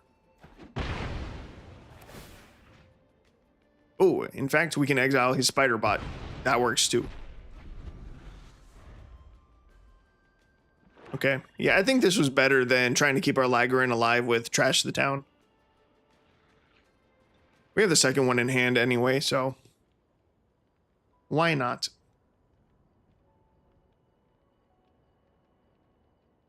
Our opponent's looking at our Grizzly. I don't think he is long for this world.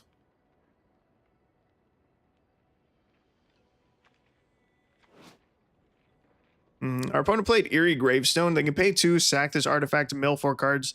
You may put a creature card from among them into your hand. Okay. Well, they're coming down to the timer. Maybe they don't have the removal spell for the Grizzly. They did. I don't know what they're thinking so hard about. They sack off their gravestone and they mill 4.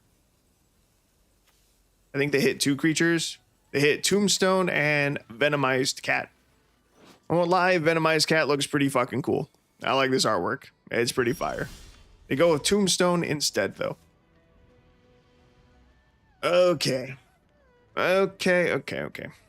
What is the move? Could set up the Lagger. We could also draw 2 cards. I like the idea of drawing 2 cards.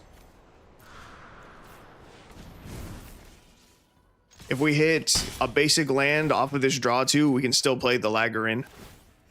Damn. Let's exile Venomized Cat.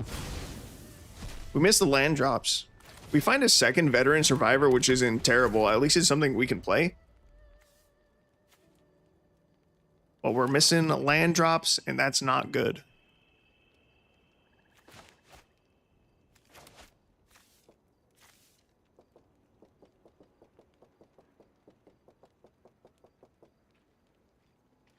Give me 1 more land. That's all I need. Damn it, dude. He kills our first Veteran Survivor. We hit the land drop, though. Sick. Easy day. We go Lagger, Seraphic Steed. We'll go to combat. We'll swing in for 2. And we will exile something out of his graveyard. Let's get rid of the Eerie Gravestone.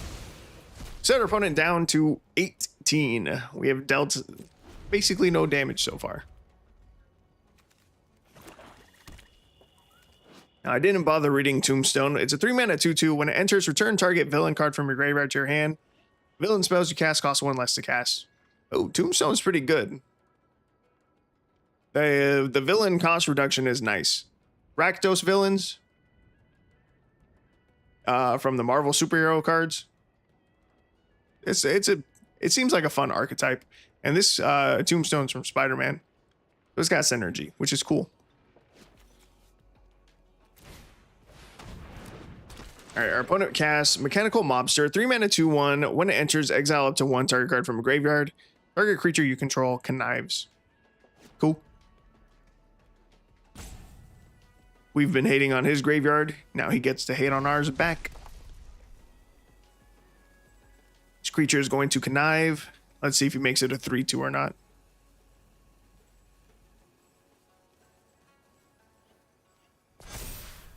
He does discard a non-land card. So his Mobster is now a 3/2.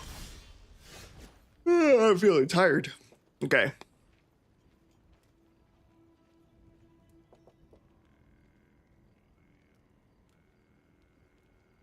We want to saddle the Lagger with the Veteran Survivor.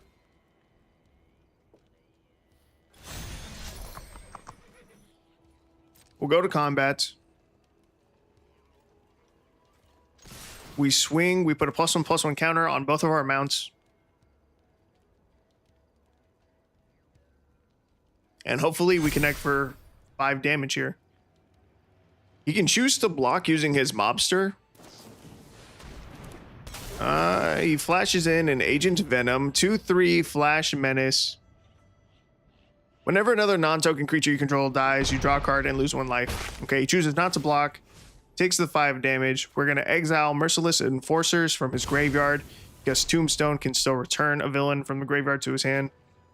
And we could just draw 3 cards with Harmonize here. I'll do that. We hit land, that's good, because it allows us to hit to play out the Might.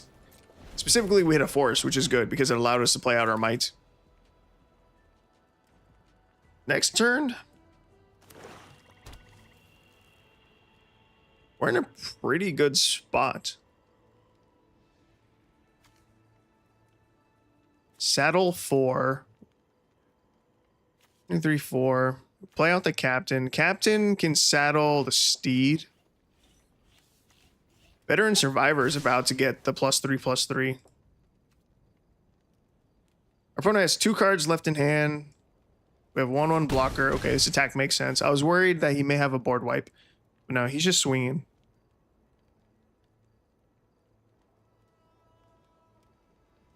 What's your last card? He plays the Tombstone. He has no villains in his graveyard to return. And he just plays the Merciless Enforcers from hand. They can pay 4 as creature deals 1 damage to each opponent. No big deal. Play Cloudspire Captain here. This is going to buff our mounts. Steed will be saddled by Captain. We can play out Might. We can saddle Lagarin. So you tap any number of other creatures you control with total power of 1 or more. Can I use multiple creatures? I can. I can submit 4. So now we can make Lagarin +2/+2 bigger with a Might. Go to combat, swing both of these. Lagarin triggers, puts +1/+1 counter on both of our mounts. We make the Angel, which is nice. You bet. You bet we can. We're going to connect for at least 6 damage in the air. And Steed is a 5/5 with first strike and lifelink. So even if he double blocks, we still get to keep our Steed. He blocks just with Tombstone. We gain 5 life. We go up to 23. Agent Venom triggers. He gets to draw a card, lose 1 life. Takes the 6 damage. He goes down to 6. We're going to exile Tombstone out of his graveyard. And Veteran Survivor is now a 5/4 with Hexproof. Beautiful. Missed the Might on Might action, though. Wouldn't have been lethal anyway, though. That's true. I got to remember that I can target Might with Might. He kills our Lagarin and gains 2 life. A little bit sad. How close do we get to lethal? Giant Growth would be lethal.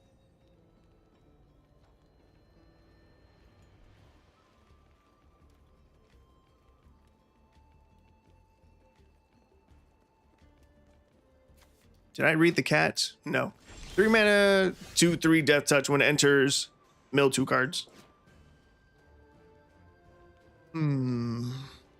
We could still swing the Steed at our opponent. 5/5 first strike. He would have to at least triple block to kill the Steed. We can just dump our hand here. Drop the Grizzly. Drop the Cloudspire Captain. Saddle 4 using the new Captain. Go to combat, swing the 6/6, first strike lifelink, and our 3/3 Angel in the air. We make another Angel in the air. Yeah, he's in a really bad position. We should have this in the bag.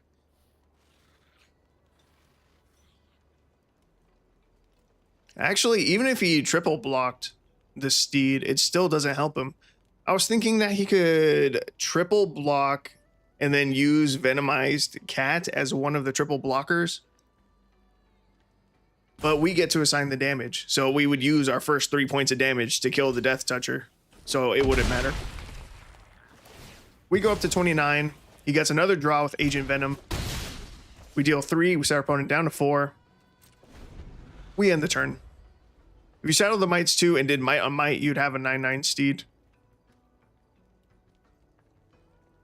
That's okay.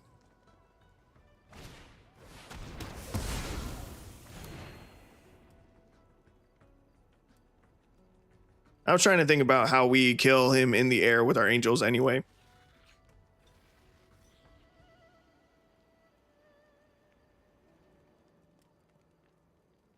And we are showing lethal on the board. Yeah. Yeah, that's why I was saying Giant Growth would be lethal. We could have Giant Growth to one of our Mights, swung with both of them, and targeted our Angel. Although he still did have a 2 power lifelinker on the ground.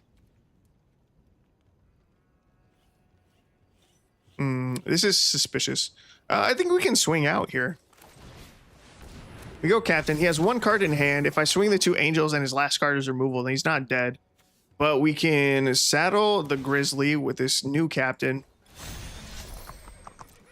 We can swing out. I didn't target Might with Might again. But we can give all of our things trample. Drover Grizzly's a 7-5 with trample right now. That's a beefy boy. Yeah, why are you so big? How'd you get +3/+3? Oh, did I just target? No, I targeted the angels with a Might. My captains? Oh, my captains. It's a beefy grizzly.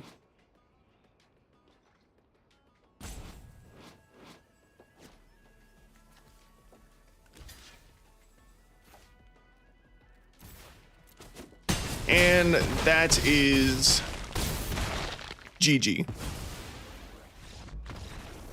Our opponent's name was Sauce Dog is 720. We're now 9-4 with the deck. We have a 69% win rate. Nice. One more win. One more and we are done. On the draw again. Let me see. We were on the draw again. Yes. And we still won. And the veterans graveyard hate was relevant in that game because Tombstone was looking to return a villain from his graveyard to his hand, but we kept exiling all of them. So that's pretty dope. Here we're going first. We got a mulligan because we don't have both colors of mana. We can keep this, throw away Guardian Sunmare, which might as well not even be in the deck. We'll play Veteran Survivor.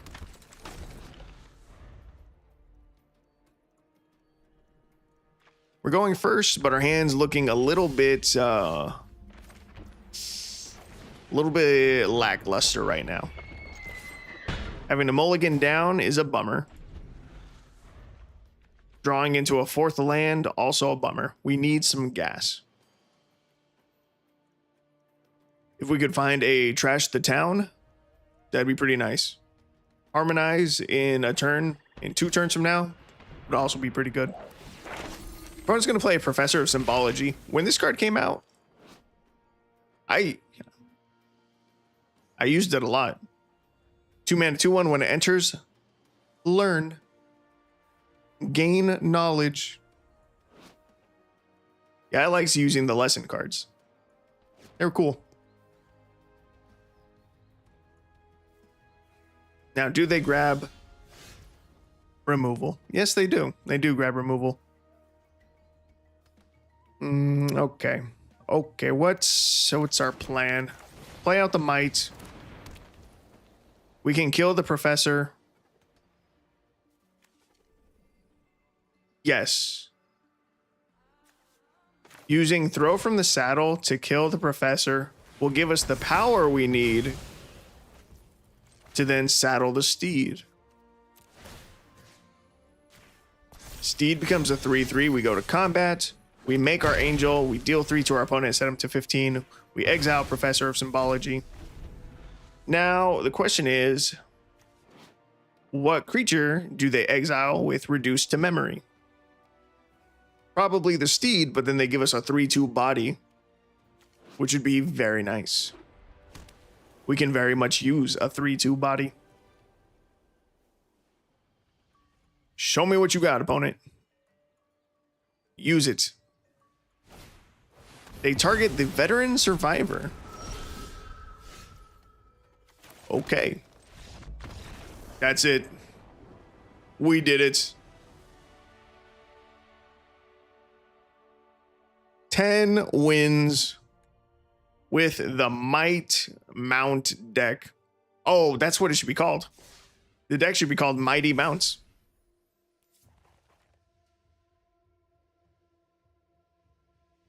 And mighty would be spelled with the word might.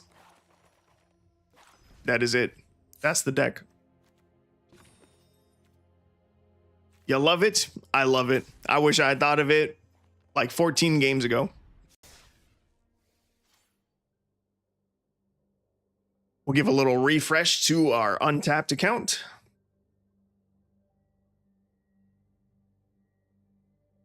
there it is.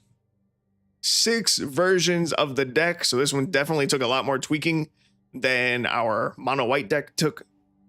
But we went 10-4 overall, 71% win rate, 83% on the play, and we managed to bring our win rate on the draw back up to a 63% win rate, which is pretty fire. Look at that. 4 games in a row on the draw that we won. Yeah, Veteran Survivor. Absolutely phenomenal 1-drop for the deck. Hotshot Mechanic, still embarrassing that I did not know for like 10 matches that it does not synergize with our deck. It's kind of awkward. But nice. Hell yeah. All right, well, that is going to wrap it up for me. I'm going to go eat the rest of my food. I'm going to let my dogs out. And then I'm going to start editing, which is not fun. But this was a good stream. We got 2 decks knocked out. That means I have video footage for the next 3 days. I could post the Captain America today, mono white in two days, and then in 3 days from now, still have the mites. I guess a lot of footage. It's pretty dope. Yeah, man. Thank you for being here. And thank you for your recommendations. Again, I would have just tried to toughed it out with Hotshot Mechanic, and it would have been bad against the mono black villains deck that we went against. So I appreciate you finding a good replacement card for our 1-drops. And this was cool. Yeah, it's too bad that that other person who was talking about the mites. Actually, was it you? Who first mentioned the mites? Wasn't it someone else?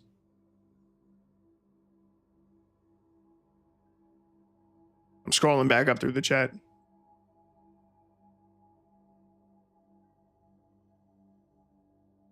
No, it was you. This was your idea. Hey, thanks for letting me steal your idea. It worked out very well. Yeah, it was you. I hung around for the mites for sure. It's breakfast time now, dude. It's fucking dinner time for me. It's about to be 5. It's crazy. Yeah, well, the mites turned out awesome. I think people are going to be really excited to see that deck, and especially now that we have the amazing name of Mighty Mounts. You did it better than I, dude. I'm telling you, the first time I tried making the saddle mechanic work, it wasn't super great.